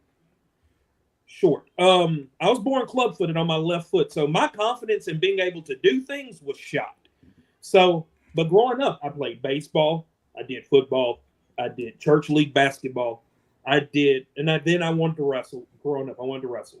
My grandfather, I was raised by my grandparents. My grandfather took me to Brighton, Tennessee, which is probably maybe 10 minutes, if that, up the road from me, 51. He took me to the old Brighton High School gym where Dave Milliken used to run AWA. A guy named Danny B. Good was there. And then you saw a young Derek King that was also there. This is how far back it goes for me. I went from watching Memphis wrestling and my guys that I liked watching on Memphis wrestling to going to my first independent show, which was in Brighton, Tennessee. And I saw guys there that influenced me to want to be a wrestler. See, the thing is when a lot of guys don't find guys that influence them to want to be wrestlers. Me, I took a little bit of everybody that I liked growing up. Growing up, I was not a WWE guy. I was not. I refused to watch WWE. I knew what WWE was. I knew who Hulk Hogan was. I knew who the Ultimate Warrior was, but my thing was WCW. Because to me, WCW was the wrestling company. Up until they closed the doors, WCW offered something for everybody, and it was non-stop wrestling all the time. Yeah, you had the few segments, but you didn't get the stupid shit that the gimmick stuff until Vince Russo came in. And even then, he even knew he had to have wrestlers. So then you had guys like Dean Malenko, Chris Benoit, Eddie Guerrero, Perry Saturn, Rey Mysterio. You had guys like that was in WCW still, that was still going out there and killing it and giving matches because wrestling was what WCW was built on. It wasn't built on the entertainment of wrestling. It was the wrestling that they had out there. They put those guys out there, and that's what made me watch, because of the simple fact of when I saw guys like Hulk Hogan come over to WCW, and I saw Randy Savage come over, and it was like, holy crap, okay. Now I'm starting to get into Hulk Hogan, and then the NWO stuff, and it was like, okay, cool. Because me and my cousins, we always walked around at school, too sweet with the NWO shirts on at school and everything. Too sweet me. It was all the love of the wrestling business, because me and my cousins grew up. We said, oh, we want to be wrestlers. We want to be wrestlers. And now they'll see me and they're like, I can't believe you're actually living our dream. I'm like, me? Because to me, I can't believe that I'm still living the dream. I can't believe that I'm noticeable, recognized enough for people like you, Buster, or other podcasters to say, hey, I want to talk to you. I want you on my show. they respect me enough, and I'm like, wow, I must be really doing something right for people to want to have me on their show or on their podcast or want to talk to me in public, period.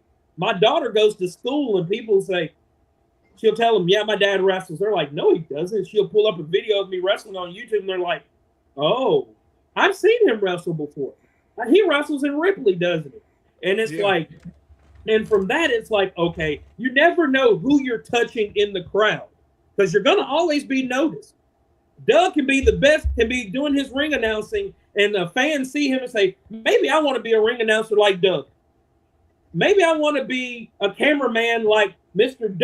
Joe Blow over here who runs the camera. Maybe I want to be a referee like this guy that's in the ring reffing. You never know who you might touch by your actions of what you do in the ring. That's right.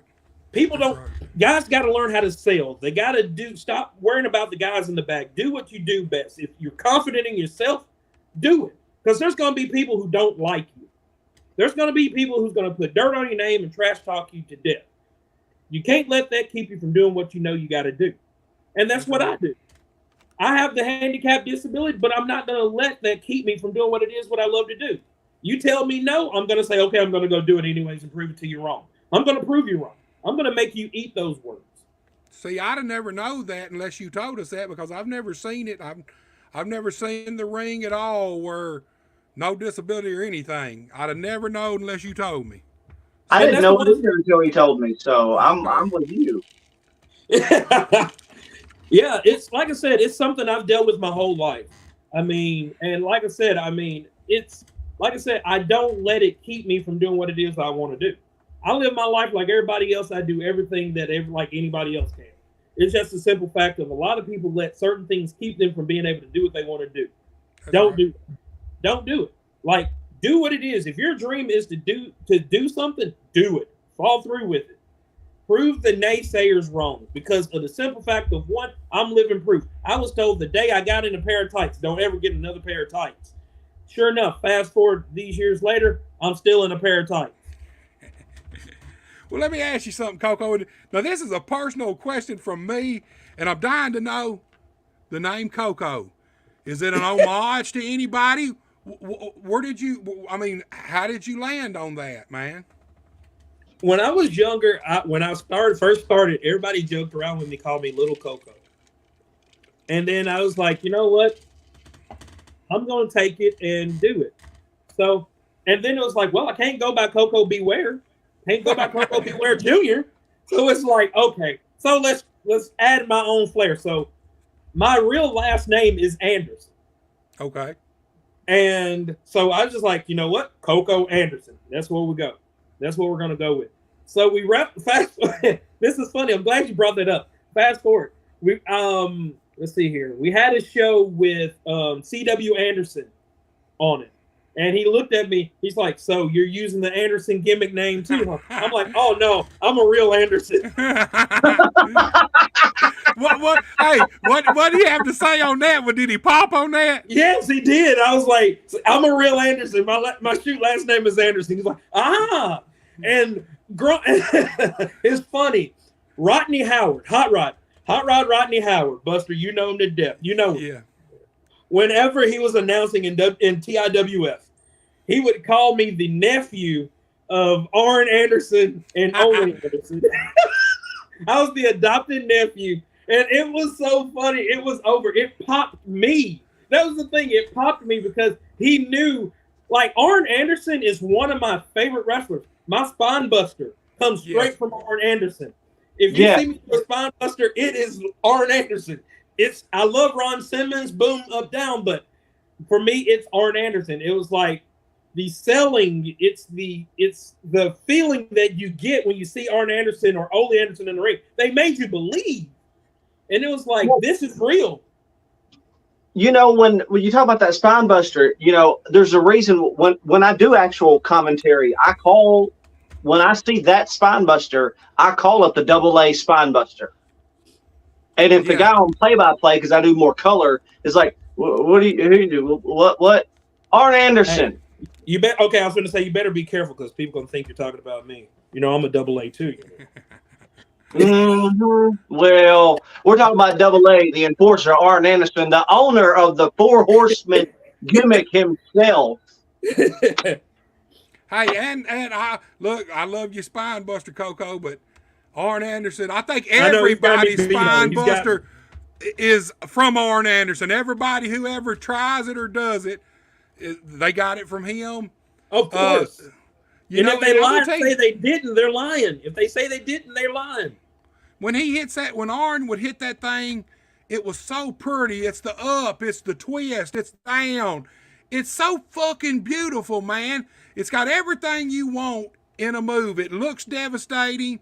It's also looks pretty too. When you see it, you like. It's kind of like you see somebody on the basketball court do some cool ass shit and dunk the ball. When you see that spine burst, you're like, fuck, that was fucking awesome, you know? It's like you can't watch an Arn Anderson match.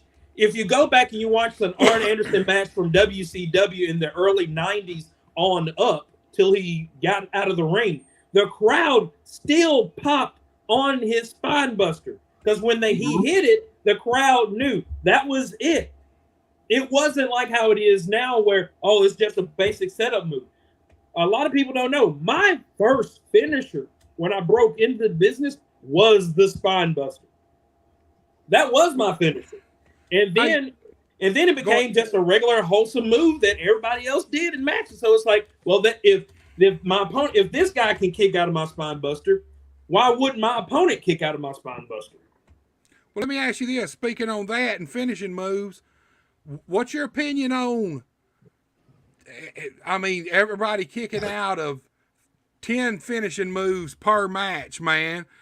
Look, here's the thing. Brock Lesnar hits you with the L5, the shit should be over. If he has to hit you with 5 fucking L5s, you kill every one. You kill the L5 if it takes 5. It's just as simple as that. I can't count on. You can probably count on one hand how many people that actually kicked out of the F5. Cody Rhodes is the only one that I know of off the top of my bald head. The Undertaker. John Cena, the Undertaker. Like I said, that list isn't long because of the simple fact of it's a devastating move. It's a devastating move. I hate the fact if it doesn't mean anything for somebody to kick out of it, don't do it. Don't do it. I know I'm going to win the match, so you hit me with your finisher and I'm going to kick out. I'm not going to kill somebody's finisher like that. They don't see that goes back to psychology. They do not think. Here's the thing. One thing you were talking about earlier, like if you know you're going to have a series of matches with a guy, if you're doing an angle, don't go out in the first match and do every fucking thing you can possibly do. Always leave the fans wanting more until it's time for the blow off. And then you give them their payoff. Because, look, Moondog used to preach that. Young guys would come in and they do they think they had to do everything they possibly could in every match. They get back to the back. He said, don't do it. He said, what are you going to show them next week? What do you mean? What do you mean? What am I going to show them? He said, Moondog knew what it was to have to work a territory, to have to go back from Montgomery, Alabama. What was it? A Wednesday night, Memphis on a Monday, Louisville Gardens in Louisville, Kentucky on a Tuesday. He knew what that was. So that's why his mindset was that. Exactly. When you got to come back night after night, or let's just say week after week in front of these same people, well, you can't show them everything. Leave some things to surprise these fans with when you need them. When you need something to pull something out your bag that they hadn't seen, and you want to surprise them, that's when you add that new little ripple to your repertoire. And like I said, it all goes back to psychology. It's as simple as. If I may, there's a couple of matches ago, Game Time James Elliott, bring that name into the conversation real quick. Koko Anderson recently lost the Legends and Lions championship to him in Dyersburg at the Champions Ball. But, you got to pour salt on the wound, don't you?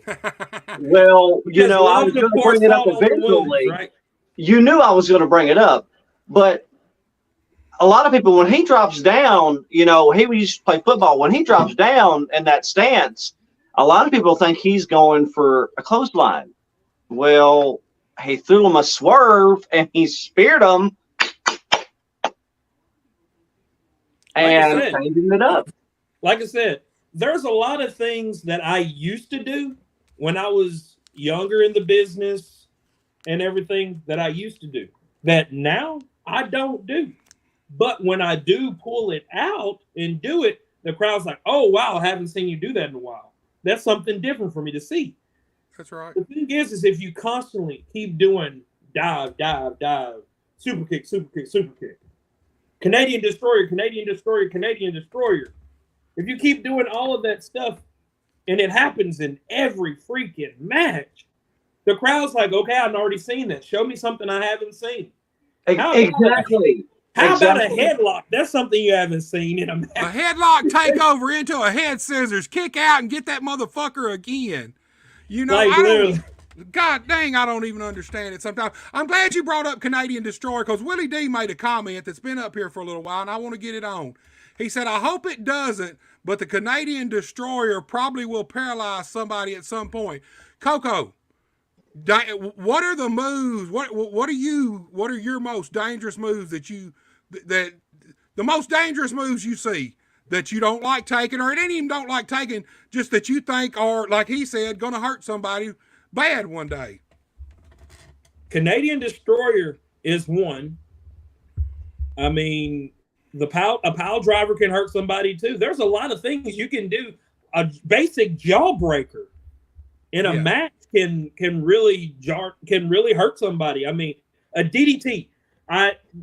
For me, it's taking DDTs because a lot of guys don't know how to give a DDT, and when they hook you, they got you cinched in tight. And it's like, you're going to break my neck.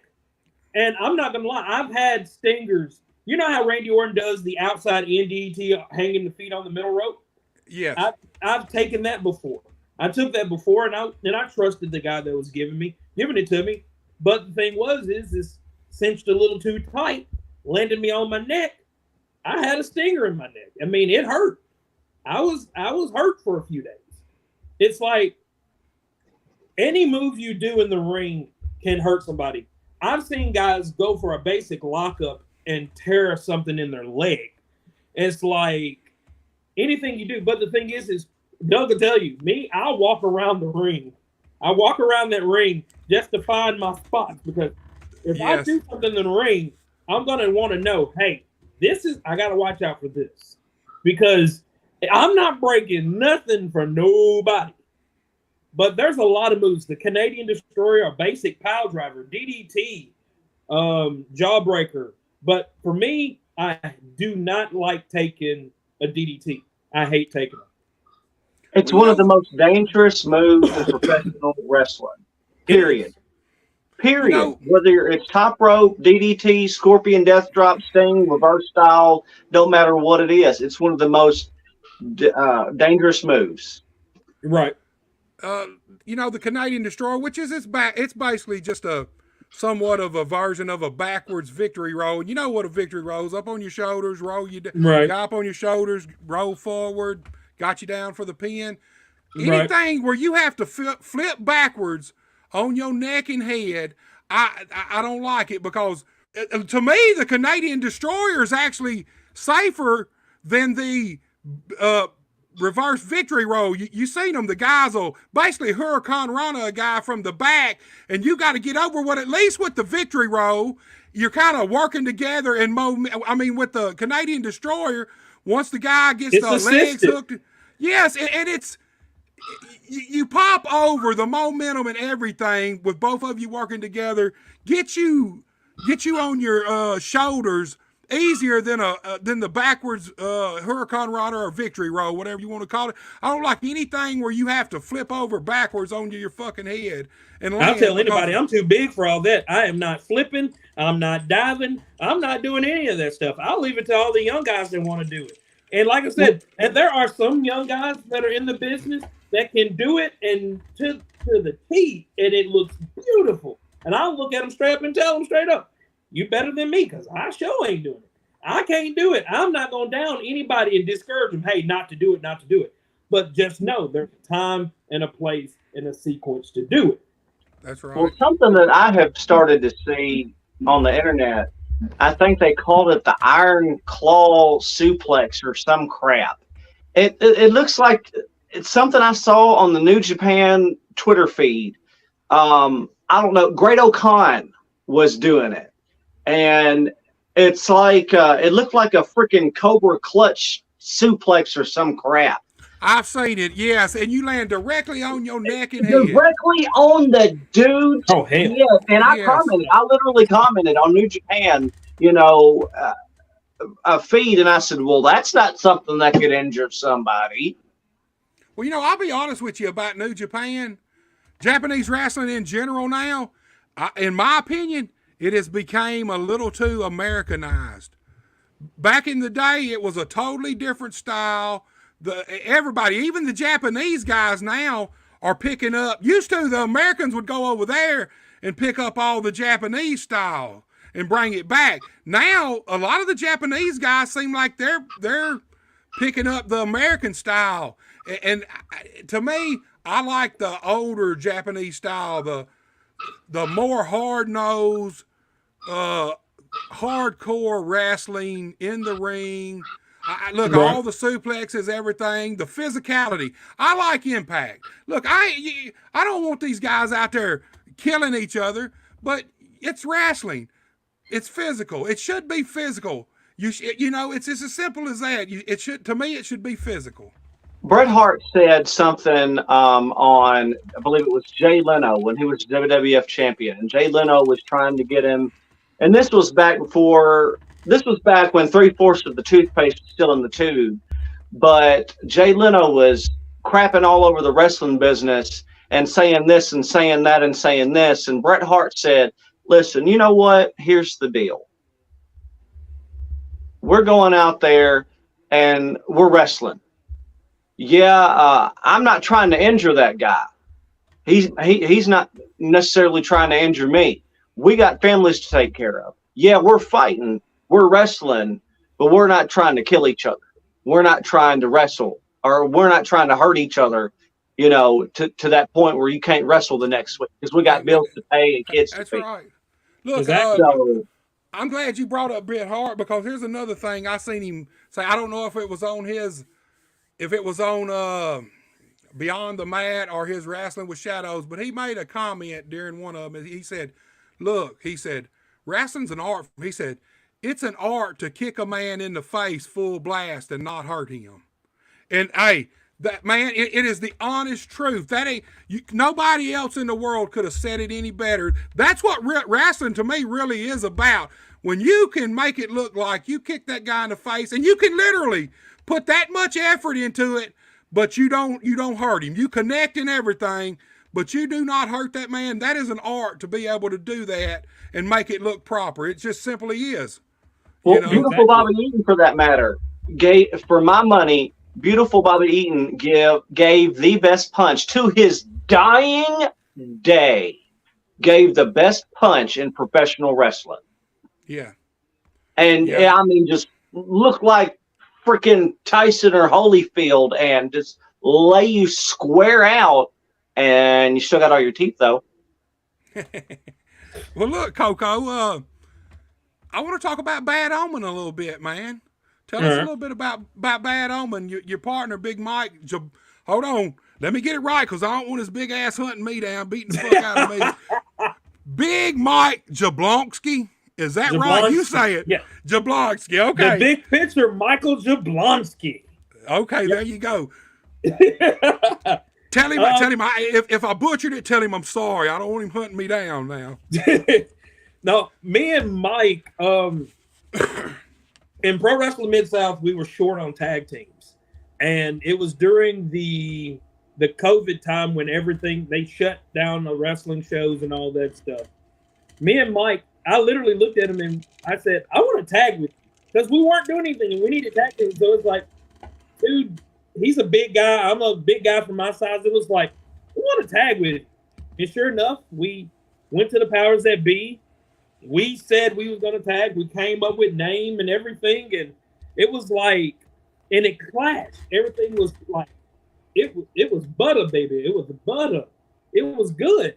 And it still is to this day. Mike and me, we can look at each other and know what the other is thinking and going to do, and we do it. And hey, it's special when you find somebody really you is. click with. It really is. And like, I've been a singles wrestler for a while until then, to that point, to actually have a real tag team. So then it was like, okay, so we're really going to invest in this. So now we actually tag up and go different places and stuff too. And here it is now. It's like, I love Mike to death. That's like my big brother. We talk about things. We'll talk about wrestling. We'll be like, oh, hey, what do we want to do? What can we change here? Like, we'll critique each other. And we sit there and like I said, I've learned so much from just being around him with his experience that he has with different promotions. And I can sit there and I listen to him tell stories and I'm like, dang, that really happened? And you're like, and you sitting up talking to another wrestler, you're sitting there like you're a fan at a convention. Yes. Sitting there listening to old wrestling stories. You feel like you're a fan sitting at a wrestling convention, listening to a legend sit there and talk to you and tell you the days of the old time. And it's like, it doesn't get old. I find myself to this day watching old wrestling documentaries. But Mike sits there and we can talk about it. We don't argue about anything. We sit there and it is a collaboration of both of us. This is us together doing this. We don't make a decision without talking to each other. And that's that's a tag team. Yes. That's a tag team. Like, if Mike called me today and said, like he called me not too long ago, maybe a month ago, he's like, hey, are you down to go to Georgia? I'm like, sure. He's like, okay, we're going to Atlanta in November. I said, okay, let's go. He doesn't do things. He'll make the business. He'll start talking the business. And then he'll come to me and say, hey, we got this on the table. What do you think? Sure, whatever we can do, let's do it. I don't care, let's do it. I'm game for whatever. Yeah. So that's what, and he's the same way with me. He's like, hey, as long as they treat us good, we're good. I'm like, well, we ain't got nothing to worry about. Yeah, but when you get a partner like that you trust, and you know you don't have nothing to worry about, it's hard to find. Yeah, it's magic, man. When you get somebody you click with on that level, it's magic out there. A lot of people don't understand. Look, I tagged up with Motley Cruz a long time. Me and him were cruising for pain in the KAW days, and we had a blast. Don't get me wrong.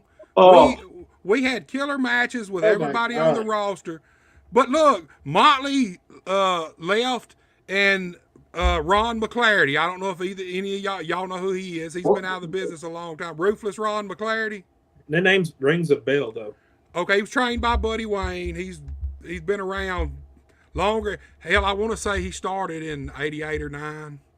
You know, so Motley left, and of course, me and Ron had worked together around the territory forever, you know, against each other. We hadn't never really tagged. We tagged a few times in Osceola, but Motley leaves KAW. They stick me and Ron together, and man, of course, me and Ron already had chemistry. We were friends. But man, when we got together, that's when I really found the enjoyment in tag team wrestling. I don't know what it was, but me and the dude had magic together. When you put it together, we click on every level from professional to personal. We clicked, and man, we get in the ring, and I was always big and stiff. He was one hell of a fucking technical wrestler. William Regal level pro wrestler. That's high praise right there. I mean, really, he's pro wrestler. So when you put us together, I felt like I made him a little more intense, and he loosened me up a little bit. And when you put that combination together, man, it was magic. I had more fun. Me and him had more fun riding the roads, tagging up than I've had with anybody else through the history of my wrestling career, period. And when you find a guy like that, and you can see that in you two guys. The first time I seen y'all together, I could tell that there was chemistry there. There was undeniable chemistry there.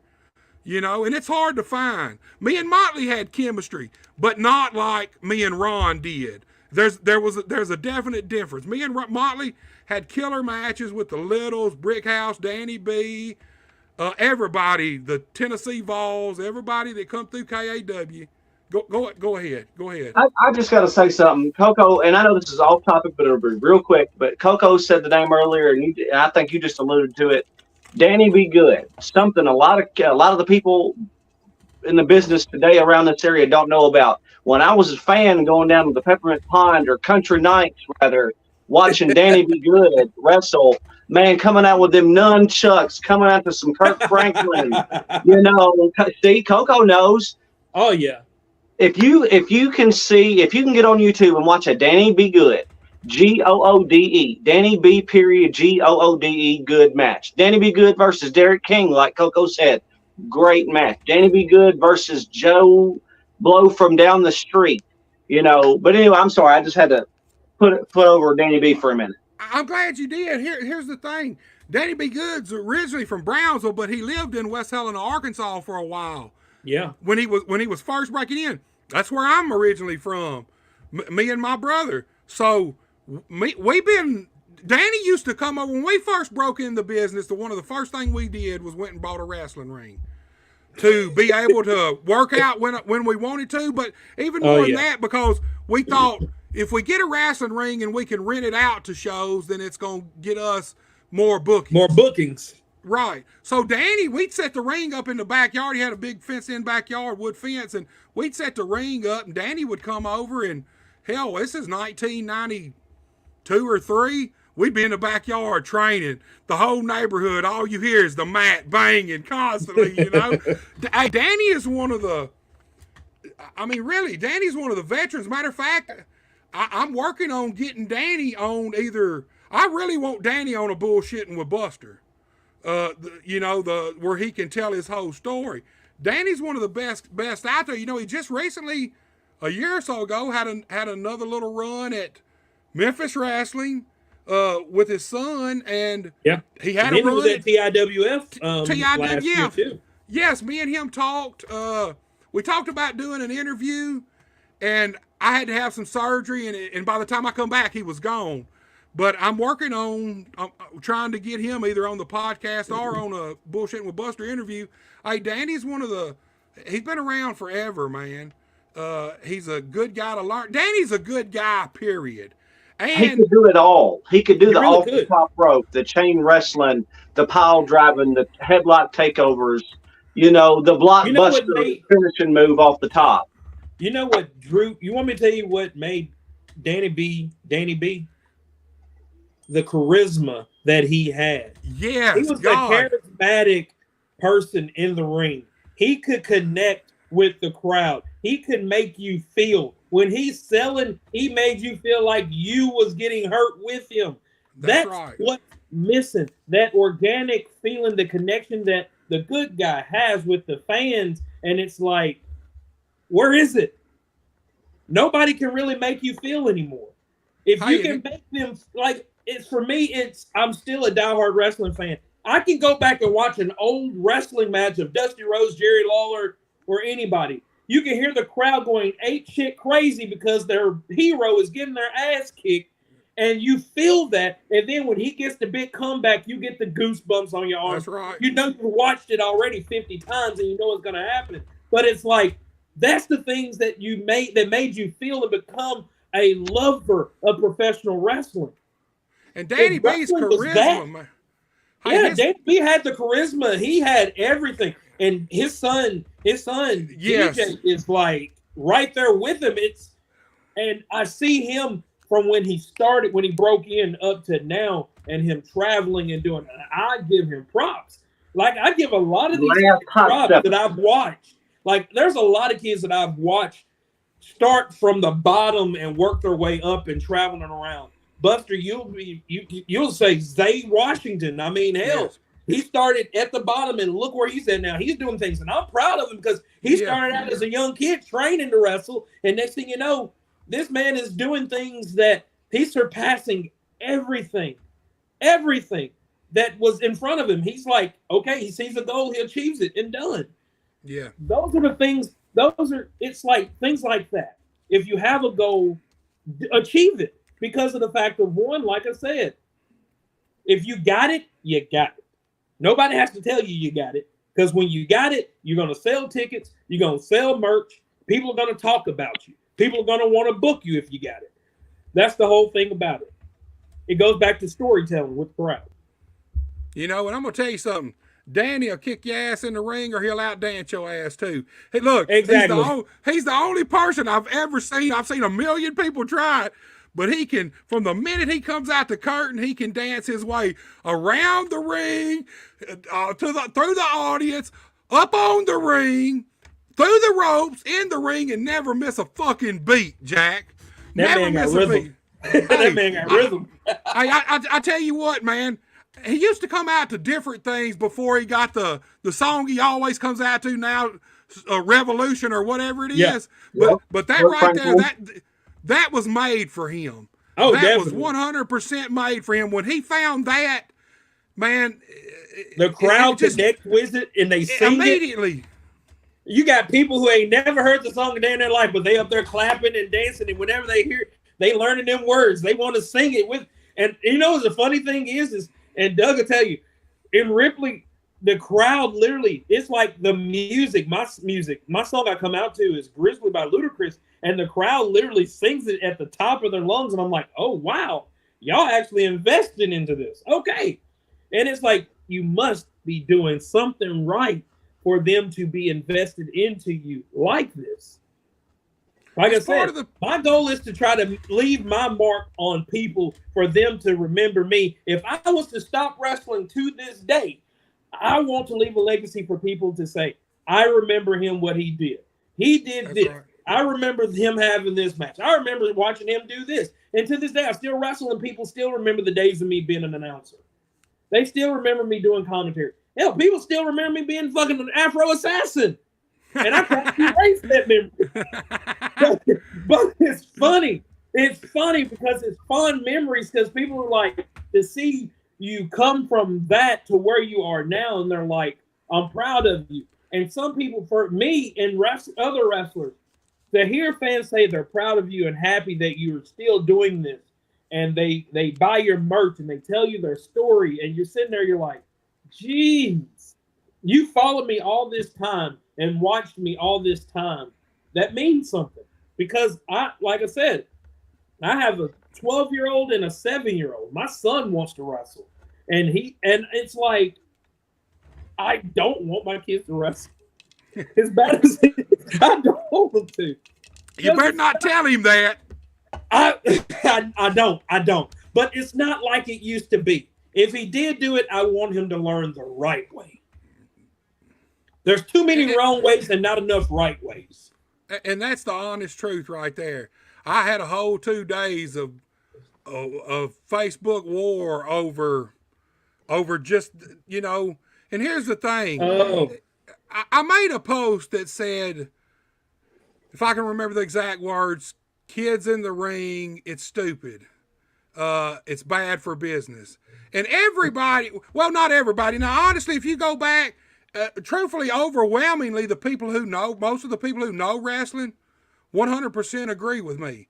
But there was a select few who, they immediately took it as I was singling out these certain kids, and it wasn't like that. It was more of a comment on the wrestling business itself.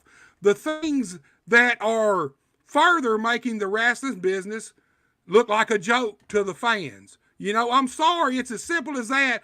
When you've got a real show going on, and you got all your real gruff wrestlers on this card, and then you open it up with a couple, and look, these 2 kids are awesome. It never was even about the kids. They are awesome. Truthfully, they can do shit in the ring that a lot of the boys can't do. They're really better than some of the boys. But right now at their age, it to me, it's just bad for the business. If you want to have kids in the ring, maybe get 6 or 7 or 8 of them trained up, and put on a special show for free on a Sunday or something, where everybody that comes understands that, hey, these kids have been working their asses off, they've been training hard, and they want to show you guys what they can do. You know? And here's the thing. Here's one thing, and it's dangerous. Obviously, no matter how much supervision you have out there, it's the wrestling ring. You can be hurt at any minute. Any of us can. You know, it ain't like none of us ever got hurt because we tried to get hurt. It just happens. For Christ's sake, I'm the damn ring announcer, and if a guy gets up on the turnbuckles, is like, "You ready?" And when he gets ready to jump off, I bend my knees, because if I'm standing up straight, I'm not trying to get hurt if the damn ring is way. You know? Exactly. It just goes back to, we need to, look, just like to be a good wrestler, you need to start with a good foundation.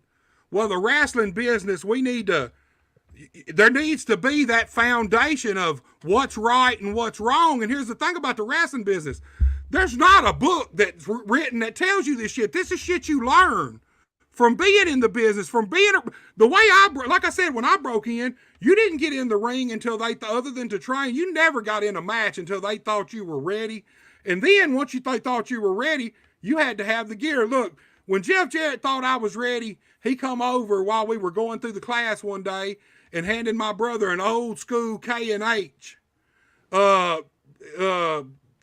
gear, you know, the old school shit. It was so old, it was just copied pieces of white paper stapled together with all the different butcher types, tights, and different shit you could get. Old school Mr. Wrestling 2 mask. That's how I started. My original mask was a Mr. Wrestling 2 mask, but red.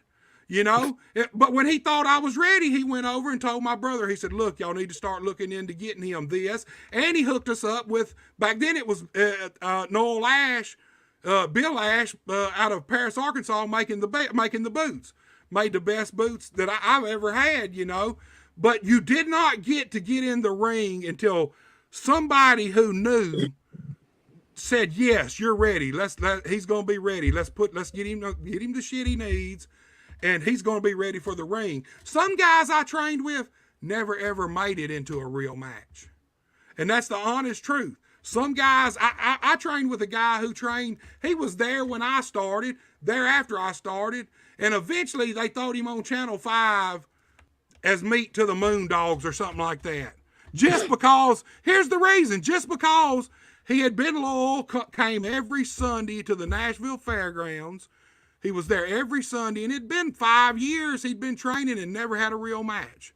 Jeez. So, what a hell of a way to have a first match with the Moondogs. Well, I mean, back then, here's the thing. And look, I say back then like it's the old fucking days. I broke in, I started training in late 91. So okay, that is the old days.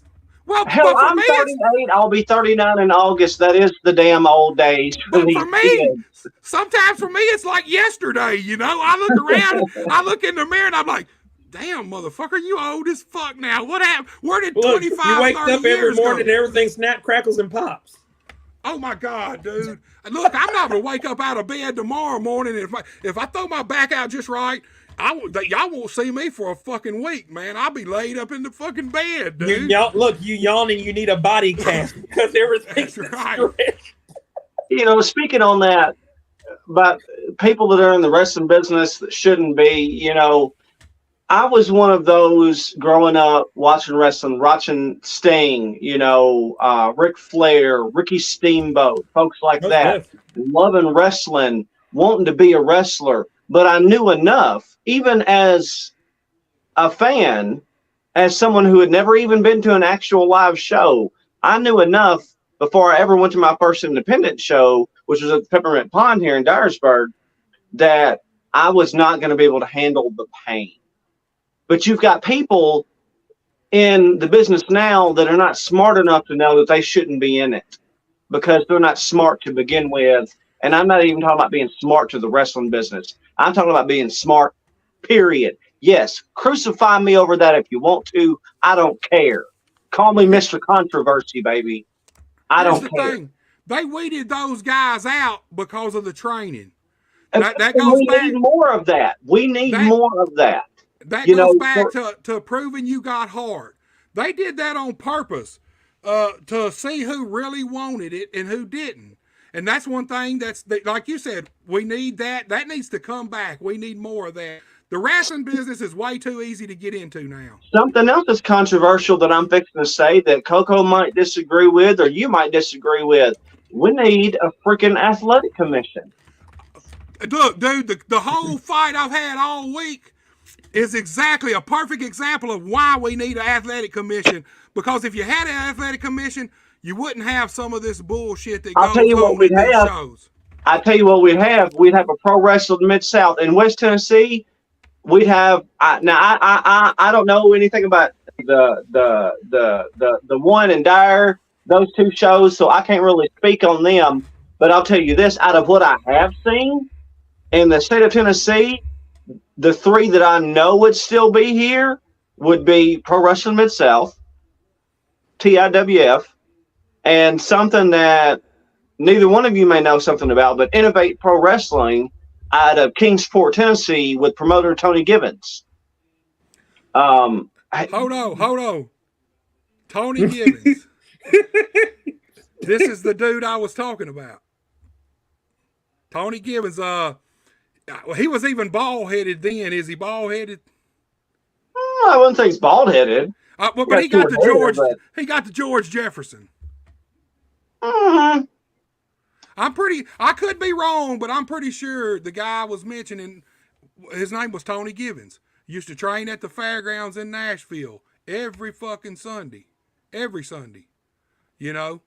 And like you said, now I did, once they put him on TV, I did later on see where he had been wrestling locally around Nashville and stuff, up in Tennessee. So I could be wrong, but I swear that name clicks in my head for some reason. So the NWA is what it is now. Billy Corgan, and I like Kerry Morton as the world's junior heavyweight champion for the NWA. I couldn't tell you who the world champion is now. I knew it was Tyrus the last time I knew who it was. No, not somebody that can barely walk when you get in the ring. Take that, get rid of him. Athletic commissioner, if I was on the athletic commissioner, if there was one, he wouldn't be licensed in my state. I don't think most guys now, a lot of them probably have never even had to buy a wrestling license. Man, I have. Well, I mean, some of them, if they've wrestled in Missouri, they done bought one. Missouri, Kentucky. When Arkansas had one. That's right. Yep. Man, That's why I used to have to buy a ring announcer license was Arkansas. My very first wrestling license was Arkansas. Then I tipped over into Mississippi, and Mississippi was kind of like Missouri. Mississippi was a heavy, like their commission was on the ball. You had to, all the bells and whistles. It wasn't like, Arkansas was easy. Arkansas, you just get your form. Even back when I broke in, you just got your form. We didn't even go get a real physical. My sister-in-law worked at the hospital. She was a respiratory therapist. She just took it in and had one of the doctors fill out our physical slips. And because all they cared about was the money in Arkansas. But if we did have an athletic commission, and I was one of the guys when I was a wrestler, fuck the athletic commission. Because here's the thing. In Arkansas, they would take your money but not do nothing for wrestling. They did nothing for it other than take your money. Because they saw wrestling, because wrestling was booming at that time and making money and bringing in good money. Now, Missouri has always been a heavy state. Their athletic commission has always pretty much been by the book. Kentucky's, if what I remember right, they were pretty heavy. Kentucky's athletic commission, I don't know if they still have one, but they do. They got teeth. They got power. There's a guy that runs in Evansville, Indiana. I don't remember what his name is. Ian, I want to say it's Ian Rotten, but don't quote me on that. Yeah, but he almost got wrestling banned in the state of Kentucky. Yeah. That athletic commission's got teeth, they got power, they got stroke, and what they say goes. There's a reason that there wasn't a major event, pay-per-view or whatever in Kentucky for a long, long time for the WWE, because I want to say it was Triple H. I could be wrong, but one of the guys got hit in the head with something or whatever and was bleeding. And the athletic commission about had a shiznit fit And, so until a couple of years ago, they didn't run events or at least, TV or pay-per-views in Kentucky for that reason. Hey, Missouri, even if you get a hard way, still to this day in Missouri, you liable to get some hell over it, man. It's as simple as that. They do not want the blood whatsoever. And see, that's one thing Ian Roth did. It wasn't just the shows. He went all over Kentucky, and they'd go to these high schools and different places that would let them in, armories even. But then when they leave, there's blood splatter everywhere. They clean up all the glass and shit, but when you're bleeding like they bleed, you're slinging blood on the walls, you're slinging blood on the floor. You pretty much need to sanitize the whole fucking building, whole arena after every show. Yes, you do, man. And it's just, and all athletic commissions, if they want it, have that power. If Arkansas had an athletic commission and they wanted to exert that power, all athletic commissions, if you're doing something that's under the athletic commission banner, sometimes they have more power than the damn city or the state you're even in, Well, there's a wrestler who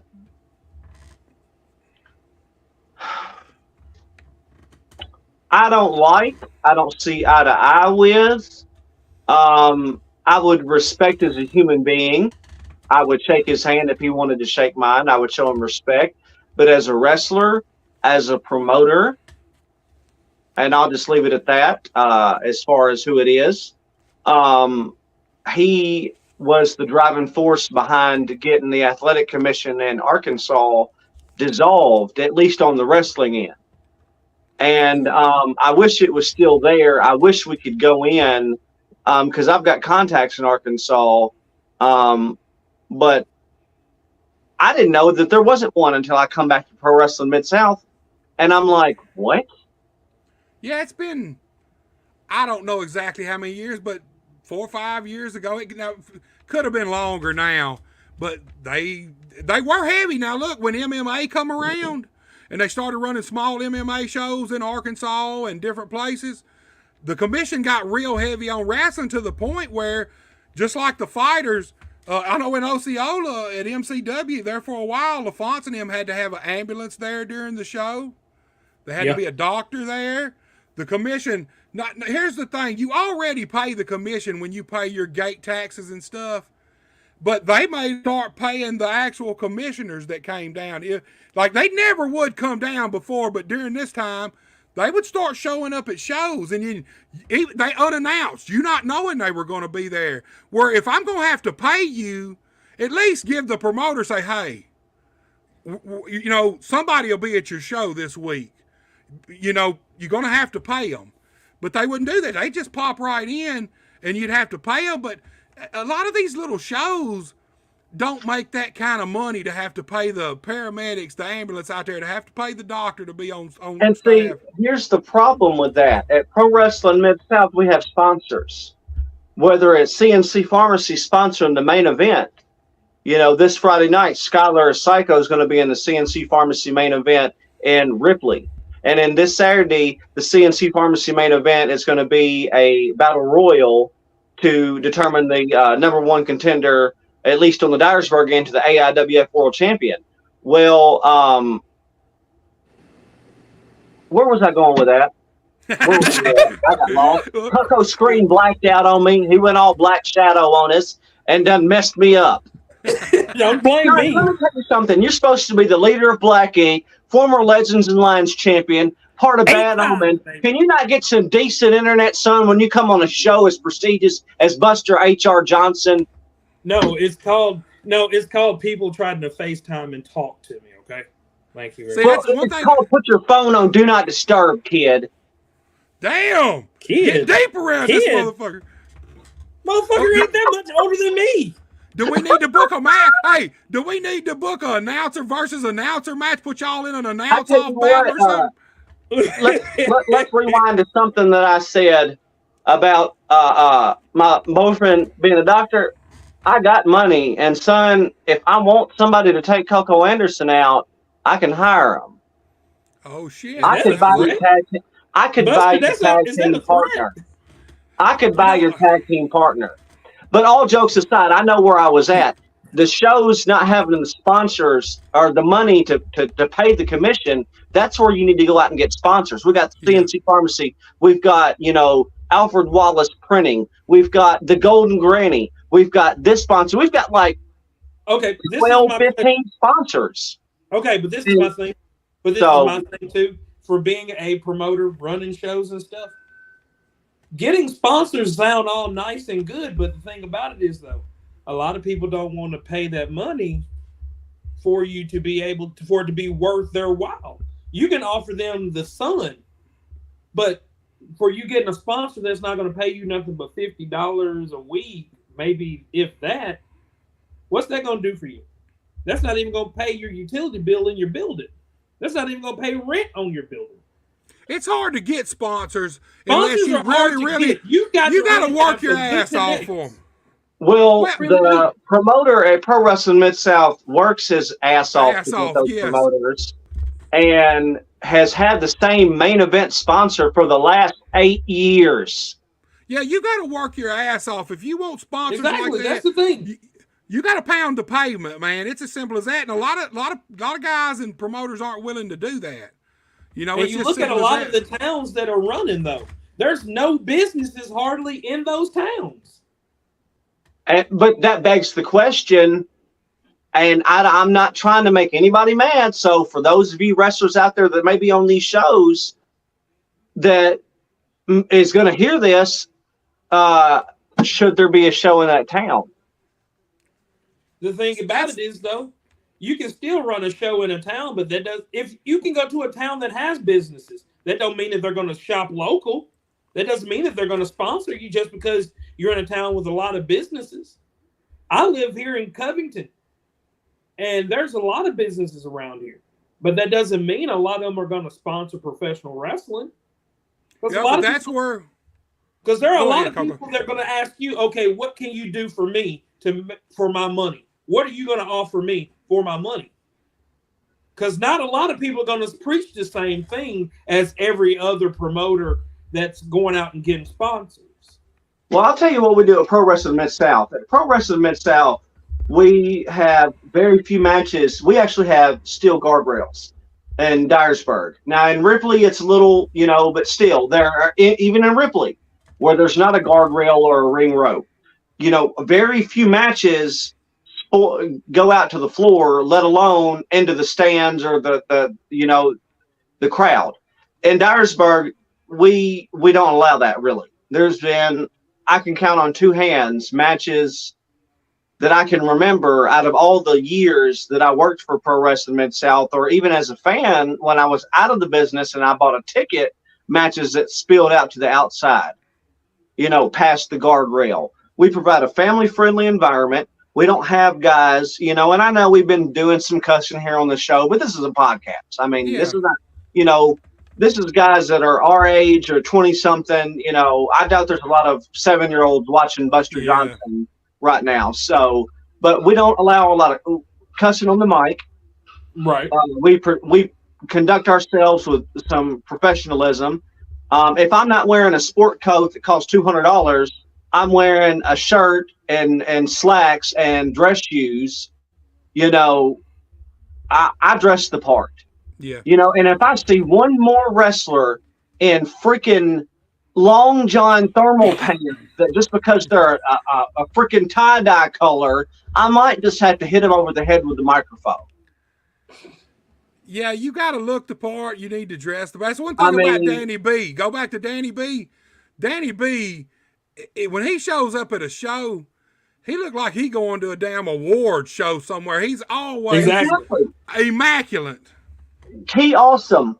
Key Awesome is not a name that a lot of people, who he is. Koko knows who he is. But a lot of people may not know who he is. But by God, when he showed up to Pro Wrestling Mid South in Dyersburg this past Saturday night, the kid walked in a tie and a shirt and slacks. And that's the same way he left after his match. That's right, man. Look, guys, Big Mike Gilmore, he said, hey, what's up, guys? We got a couple of more here. Willie D come back. This been on here a while. Says, my only boots that I used my whole career were made by Bill Ash, Paris, Arkansas. And mine were too. The two pair I had. And you know what? I'm going to let the... what's the one rule when you decide you're going to get out of wrestling? One rule. Never sell your fucking shit. Oh no, never. Look, the last time I decided when I got out in 2009 and decided I was completely and I was done. You know, I was done. I told my wife, I said, no. She said, don't sell them boots. And my dumb ass, man, somebody offered me enough money for both pair. And I sold both fucking pair. And look, now you can't get a pair of boots like that. Both of them pair of boots were made in 1992. Well, actually, one was made in 92. The other was probably made in 93. One pair of black patent leather with red stripes, a pair of black patent leather with blue stripes. Other than having to put new soles on them ever so often, they lasted forever. When I sold them, they were still in mint condition. I mean, they were wore. You could tell that. They had some scrapes and stuff on them, but they lasted forever. I've wanted to buy a pair of boots just to get some new ones, just to have. But I'm scared to buy it. Are we talking about a Buster Johnson comeback? Oh, hell no. Oh, hell no. Hell no. Look, I got two K&H outfits that I've had my whole, like the blue pair of boots and the blue outfit I got was bought in 93. The other two, the red and the black, was 91. I just want to get two pair of boots, so I've got the whole set again. If I ever did try to come back, but that ain't never going to happen. I'm too old for this bullshit, man. We were talking about earlier before Koko got on, before the Devil's Rejects got on, about how I'm a little bit of a wrestling historian. For trivia, have either one of you guys heard of a guy named Clifford Mosias? I hadn't. No. Okay, Clifford Mosias back in the day used to make Ric Flair's boots. You want to know how much they cost back in the day? We're talking 30 years ago, 40 years ago. Dude, my boots in 92. $5,000. Oh, not that much. My boots, both pair of my boots were almost $500 a piece. And $500 a piece is a lot of money. That's a lot of money. Whenever I first started wrestling, because at the time I couldn't afford boots. Everybody was ordering off of this website called Stagecoach, and they had the wrestling boots and everything, gear, everything on there, and it was pricey for a pair of custom boots. I mean, the boots I've got now are custom boots, and they didn't cost that much, but I mean, they were still pricey. But I mean, it's about a little bit more than what you would pay for a pair off of Hot Spots. I'm glad you said that. That brought up a perfect point. Guys in the business need to invest in themselves, get you custom gear, get away from going on the same show, seeing the same guys wearing the same gear. Everybody got the same gear in the locker room. You're like, dang, what is this? A faction or something here? And here's the thing. If you buy a pair of boots, like I don't know what High Spots boots cost, because I never, even from the get-go, I mean, they wasn't even a thing when I started. I don't even know if they fucking existed then. But later on, I seen where they went from doing the videos and shit to then building rings, making gear, making boots. But I've seen guy after guy buy High Spots boots and say you didn't pay but $200 for them, but they didn't last you but a year, and they blowed out on you. So then you got to buy another pair. So then you got to buy another pair another year later. So in 5 years, you probably done had to buy 3 or 4 pairs of boots, at least 3. Let's say 3. You done spent as much or more than I paid for my boots that lasted me forever. And whoever's got them today, unless they just tore them up for no reason, I guarantee you somebody's still in the ring wearing these boots today because they were well made. They were built to last forever. Other than putting soles on them, new soles, because them old crate soles, for one thing, the longer you step on them, they mush down, they condense, and then it don't take much. Like if you're on concrete or something and you happen to slide your feet or something, it'll skin that. Like it'll take a little layer of that crate sole off the bottom. So I had a pair. Normally they're about that tall. My red ones when I first got them resold, that damn sole was about that thick on them. Time I got them resold, I was almost down to the leather part of the boot. But they lasted forever. So, like y'all said, invest in yourself. Invest in good gear. Invest in good boots. It's better to spend $500 once than $200 7 times. It's just simple as that. And they look better. It's just, presentation is everything. If you look if you go out to the ring dressed like a fan, then you need to go buy a ticket. There you go. That's it. Right there you on. go. Invest in yourself. Game time, James Elliott. I know I'm salt, wound, Legends of Line champion. You are on him hard tonight. Jesus Christ. He has invested money in his gear. Koko Anderson has invested money in his gear. Peyton McAllister has invested money in his gear. Okay. Golden Boy Greg Anthony invested money in his gear. These are the guys, Can you not talk about him? Well, let me tell you something, son.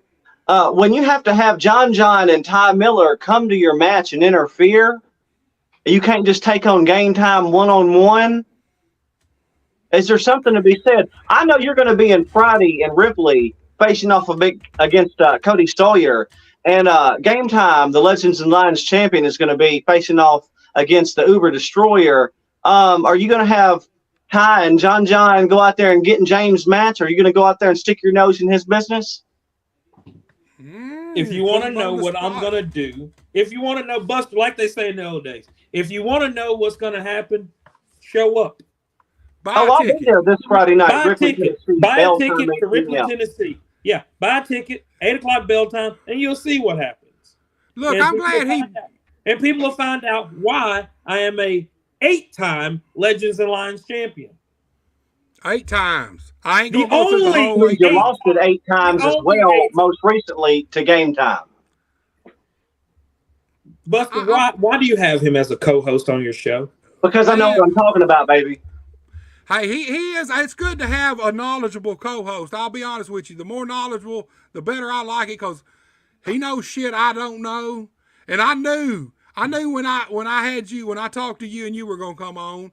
Like I said, I know you from TIWF mostly, but I needed someone who knew more about you, so this interview would be what it's turned out to be. It's turned out to be great, man.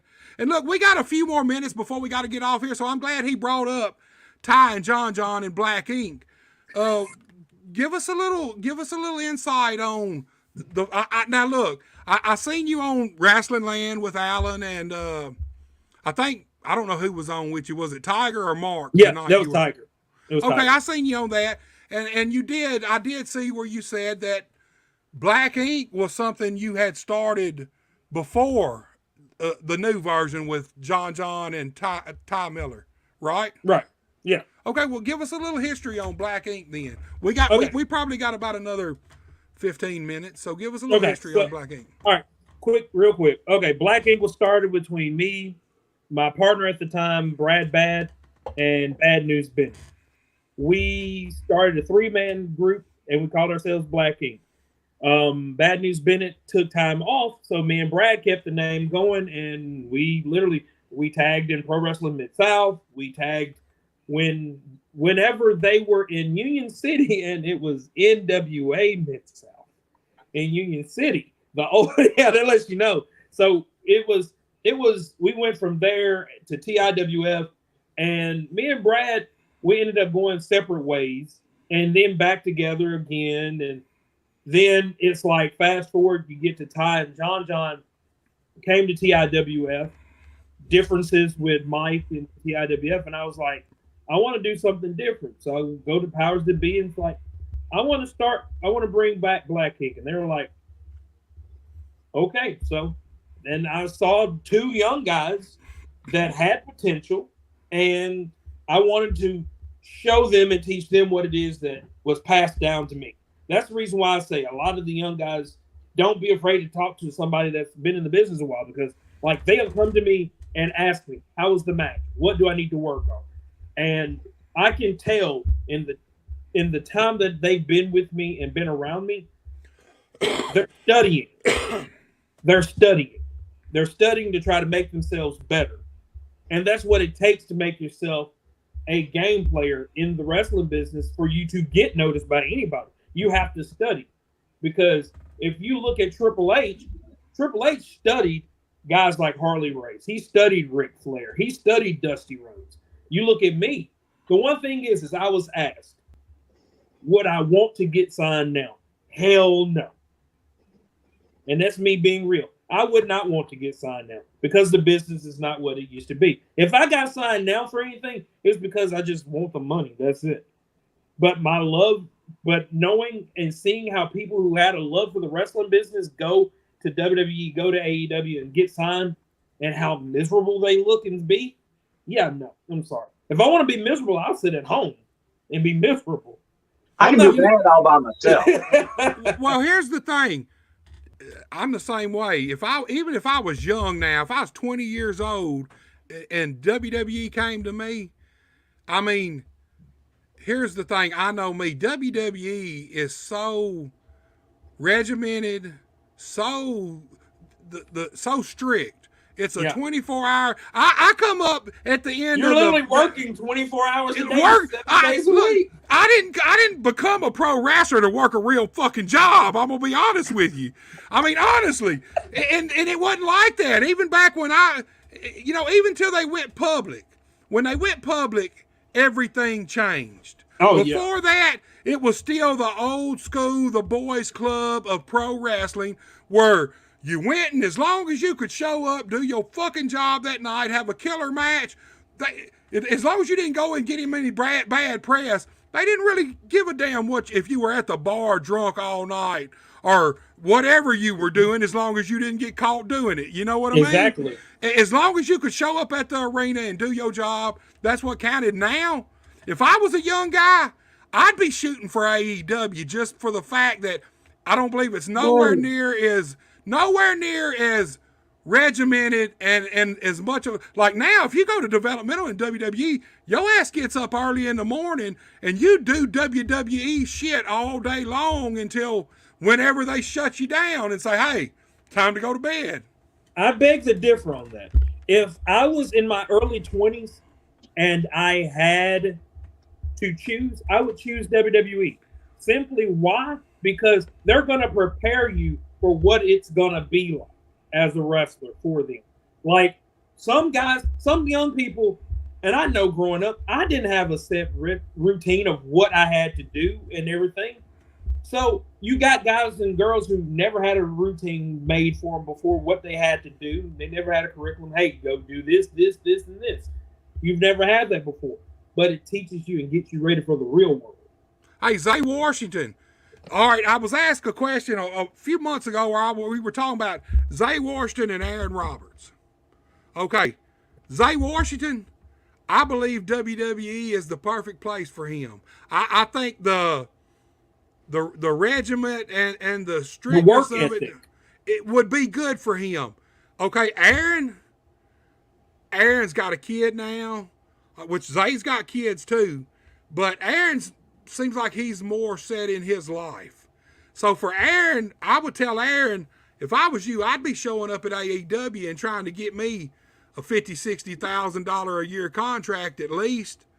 Because I don't think there's a few guys around here that if they would take the initiative to show up at AEW to these shows, I think they could get signed. I do. I don't think it would be that hard to get signed by AEW, but WWF or hell, they have a bloated roster of about 4,000 people. Sorry.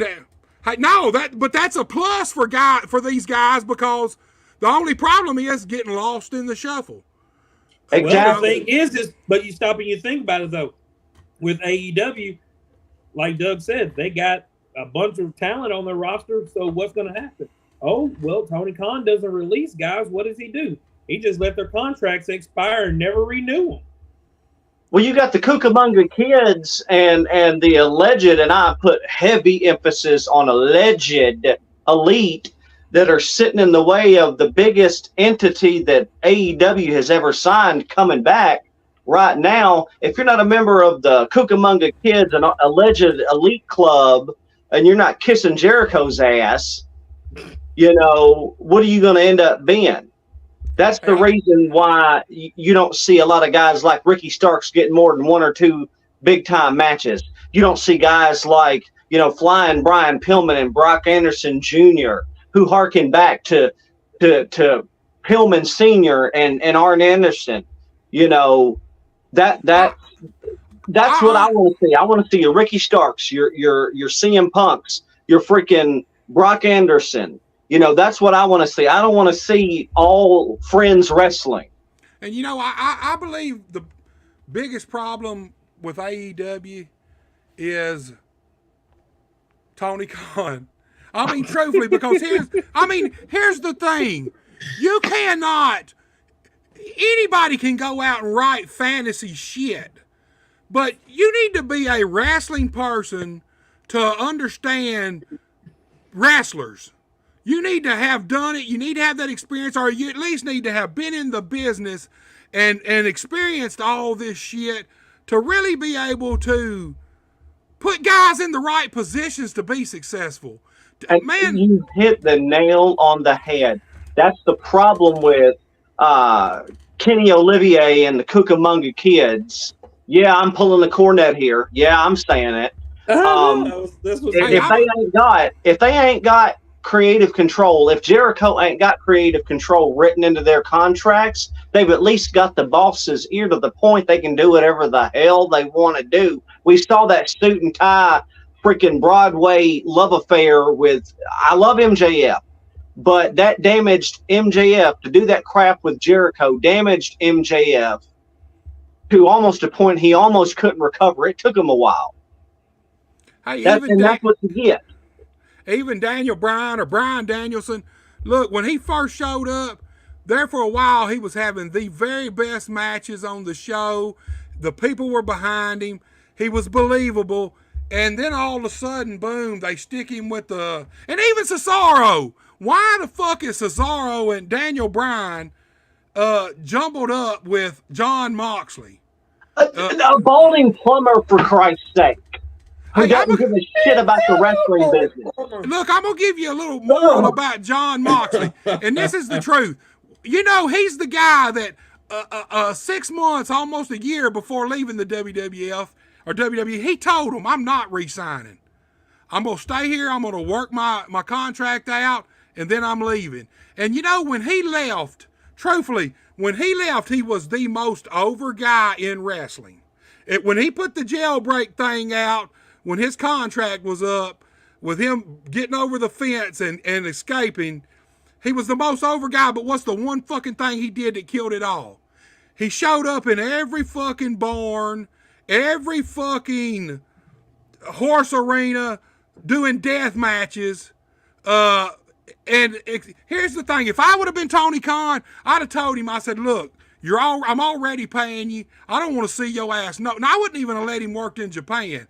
I said, I don't want to see you anywhere until we debut you on Dynamite. Take your old lady on my money that I'm paying you. Go have a vacation. Go relax. Get ready. And debut you on Dynamite. By the time he showed up on Dynamite, he had devalued himself to the point where, I mean, he did. He devalued himself to the point where if I was Tony Khan, I would have released his ass. It would have been a rule. I wouldn't have let him work nowhere until he showed up on my show. And now... One thing I will give him credit for, though. One thing I will give him credit for, and I don't watch AEW. I'll give him credit.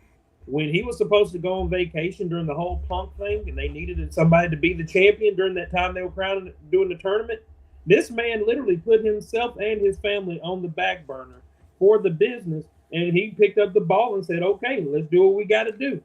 I agree with Koko on that one. Every time I'll give him credit. Every time Dynamite or AEW has needed someone to step up, It's It was been him. John. It's been John Moxley so far. I can't deny that. That He don't was- mean I he like was his the in-ring guy. work. I mean, But the good and the bad. you can talk bad about it all day long, but at the end of the day, the man literally still did what was best for business. Yeah, I agree with that. No matter how shitty we might say his wrestling might be or anything in the world, he might have done the death matches or anything. Because you got to stop and think. He was doing the death matches when WWE found him. Yeah, that's where he come from. And I liked him And better as Dean WWE Andrews. turned him and cleaned him up and made him a shiny new person. Now we But know like I why. said- Now we know why he didn't like WWE, because when they turned him into Dean Ambrose, they didn't just let him do what he wanted to do. They kept him in a box where they needed him to, and they didn't let him do all the dumb shit that he wants to do. And look, I did hardcore wrestling with KAW. Now, we wasn't landing in Bob. Some guys were ever so often, but it wasn't like every match there was barbed wire. It was mainly just hardcore wrestling, weapons and shit, chairs, and just normal bullshit. I'm not going to be rolling around in no fucking barbed wire for anybody. I can just tell you that now. It's simple as that. I'm Or a sorry. bag full of thumbtacks. I ain't, hell no. Hell no. Thumbtacks is to stick shit on the wall with, not to stick in me. I can promise you that. But it is what it is. I think AEW's biggest problem is Tony Khan will not let the people who know wrestling, I hate to say write the show, but he needs to let the people who actually know wrestling run the wrestling. He needs to handle the business because he's good at it. He's got the money for it. I mean, he went from nothing to TV, basically, in one show. With the one All In, he went from there really not being nothing there to being on WCW's fucking TV station. Exactly. But that's because he's got the money to do it. If you have the money to do it, it's not that hard. But just because he can do all that and promote and market does not mean that he can run or write a wrestling show or product. And If I think could take one of the old timers that is working for Tony right now, and he wouldn't want to do it. He wouldn't want to do it. Koko, who is your spine buster designed after? Arn Anderson.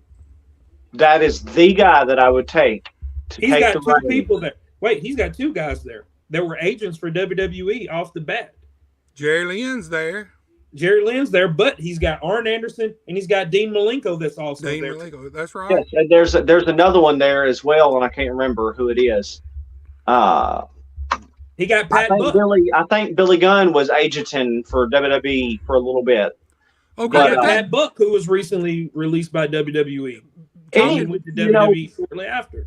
Let's bring back WCW's old booking committee for Christ's sake. Arn Anderson, Dean Malenko, Billy Gunn, Pat Buck. You could have those kind of guys and just have Arn at the top or whoever at the top. Just have a freaking people that, like Buster said, wrestling people that know wrestling. Let Tony handle the business. Let him be the promoter. Okay, you want to be the promoter? That's fine. Promote. The problem is everybody wants to be Vince. And that's the problem. They're never going to be Vince. Trying to be Vince is what bankrupted WCW. WCW was bankrupted before 2001 ever got here. You want to know why? Because they spent 3 years trying to be Vince McMahon's competition because of some pizza jackass named Jim Herd trying to play second fiddle and do what WWE was doing when he didn't know what he was doing in wrestling. The only reason he got his job is because his wife was the best friend of the head of WCW to begin with. And I'm going to tell you this. All right, talking about putting these guys who know in the position to help and help the business, but it goes back to Jungle Boy. In the Billy Gunn situation, if these young guys aren't going to listen to these older guys and guys who know, and Tony's not going to do anything about it, then it's a lost cause because most of his roster is young guys. Cut them loose. Okay, this is my better question. For you. If you were Arn Anderson, if you were Billy Gunn, if you were Pat Buck, if you were Dean Malenko, and you're in a locker room, got a locker room full of nothing but young guys that don't want, that you see their work ethic is shit, and you see the potential in them, but they still don't want to listen. Would you want to invest your time into these motherfuckers? I do like Douglas said. I Nope. cut them motherfuckers loose. And see, that's the thing. Tony Khan ought to have somebody that, I mean, you want me to tell you who Tony Khan really needs to bring in to run the wrestling business itself and over creative? He needs Jim Cornette. It's as simple as that. Hell, he wouldn't have a damn roster then. No, he would get. Listen, here's the deal. If he could pay Cornette enough money, because basically they only work once or twice a week. They work once or twice a week, you know. And with Collision going to be live on Saturdays, that's going to be twice a week for sure. You know, not counting the pay-per-views, that'll be 3 times a week. Yeah. But he could pay Cornette enough money to sit from Castle Cornette and book these shows, to format these shows, to have the stroke, to have. But at the same time, it goes back to what Koko said. A, Corny don't need the money, and B, would he want to do it?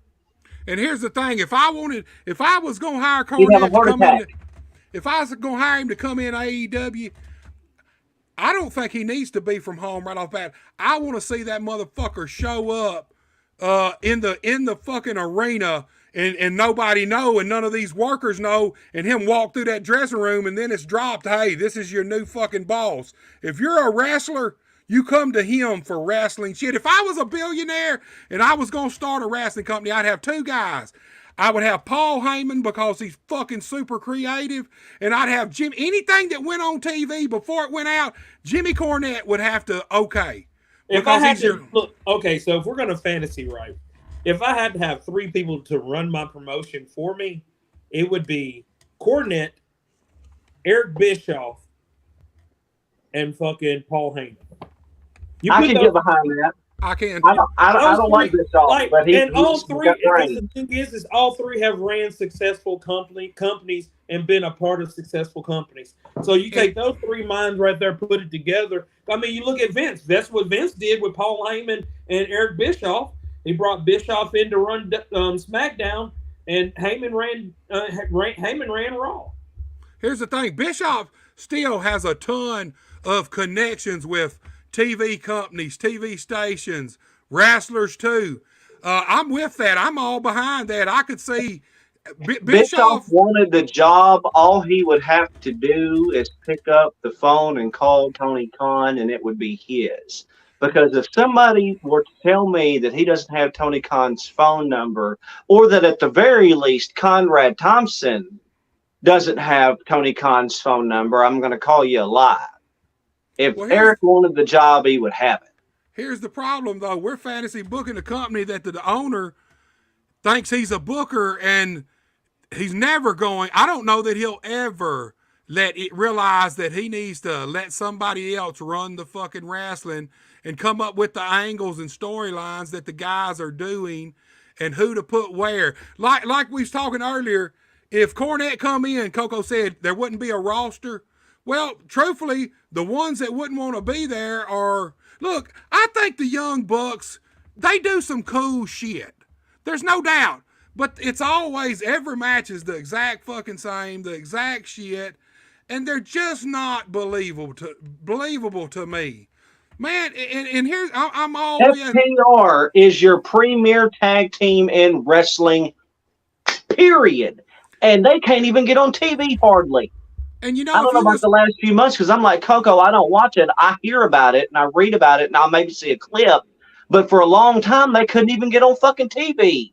When they held the ROH, AAA from Mexico, and the IWGP championships from New Japan Pro Wrestling, they could barely get on TV. That's right. Guys, I hate to do it because I'm enjoying the hell out of this, but we're about out of time. I said 15 because I allotted a little more than that, but we're running super close to going off right in mid fucking podcast. Koko, before we get out of here, why don't you tell everybody where you're going to be, and tell these promoters and stuff how they can contact you if they want to. Contact me through my Facebook page. It's Antonio Anderson, and my email, cocoanderson87@gmail.com. This weekend, if you want to see me in action, see me at Pro Wrestling Mid-South this Friday night. So in Ripley, Tennessee. So hopefully I see some new faces there. Doug, I'll see you there. And if you keep on running your mouth like you do, I might have to shut you up too. Baby, I got game time in my corner. I guarantee you he'll watch my back. Oh. He's the one with the belt. Hey, Ripley, Tennessee, 207 Washington Street. Hey, and he's Buster, got the money too. Again. Koko, thank you, dude. I appreciate it. It's been my pleasure. I've had a blast. I'll have to get you back sometime. I think we need to do a bullshitting with Buster with you on a Sunday sometime. Hey, I'm game for that. Just let me know when, bro. I sure will, man. Buster. Koko.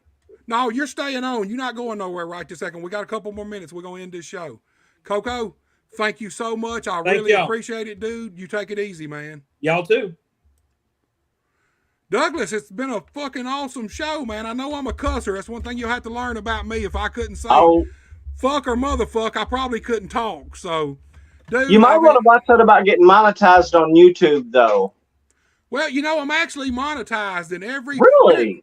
I've been monetized since January. Now, there ain't no fucking money in it. I mean, with the views I get, I get... Normally, on average, it's around 15,000 every 28 days. Here lately, it's been running 17, 18,000. But there's still, I mean, there's just not a lot of money in it on monetized videos. And these, look, as soon as I get off of here and it finishes processing, I'll have to, it's monetized right now. As soon as I get it finished processing and it gets off of here and it goes straight to, it's processed on here, I'll look on YouTube and it'll have the yellow instead of the green monetized, but yellow. And what that means is ad suitability, ads that are suitable for the content. Gotcha. But what I have to do is immediately put it up for review. And it's got now where as soon as I hit the review, probably by tomorrow morning, it'll probably be back fully monetized. You know? So, Douglas, man, I'll definitely have to have you back. You know this is actually a co-host search for a permanent co-host. So, well, you know, I got to be honest, Buster. I was going to do my own thing later in the year, but maybe if you have me back on a time or two more, maybe we can work something out. Dude, I think we make a good team, man. I like knowledgeable people. I like people who know wrestling. And like I said, you know more about historic wrestling than I do. I've enjoyed it, man. I thought, to me, this is one of my most fun shows I've had, man, from the get-go, dude. And that's big part to you. You made that happen, man. It's a big part to you, man. Well, I just want to say thank you, Buster, for having me on. You're free. You're cutting out on me, dude. My Gmail address is DouglasHartAnnouncer@gmail. DouglasHart announcer@gmail.com. If anybody out there wants to bring me in as a ring announcer, commentator, anything, you podcasting, whatnot, just holler at me. And Buster, I appreciate you having me on. I loved it. It was a blast talking with the Devil's Rejects, MCW, Osceola, Arkansas every Friday night. And, you know, thanks for letting me talk about Pro Wrestling Mid-South. And, you know, Koko, he was awesome as well. Yes, man. It's been my pleasure, dude. And I'll definitely be in touch with you. Dude, like I said, I'll definitely be in touch with you. I really enjoyed this. Man, you have a good night and you take it easy, my brother. You too. Talk to you later, Buster. Thanks, bro. Thank you. All right, y'all. Hell of a show. I didn't expect it to last 3 hours, but it did. The conversation was so good, I couldn't cut it off. The barbecue man come back with one last comment, says Jim Cornette is brilliant. He is. Look, I'm going to tell you something. I don't get into his politics or his religion, but if you want a guy who knows pro wrestling inside and out, the rights and wrongs, the do's and do nots, Jim Cornette is the guy. Like I said, if I was a millionaire or billionaire and I was going to start a wrestling company, even if it was just a regional wrestling company with regional TV, I'd do my damnedest to get Jim Cornette to come oversee it, and he'd be the final guy that okayed what did and did not get on TV and out in front of the fans. Guys, it's been a great night.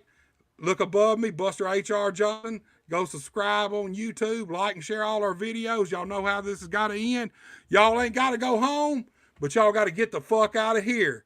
Peace. We're out.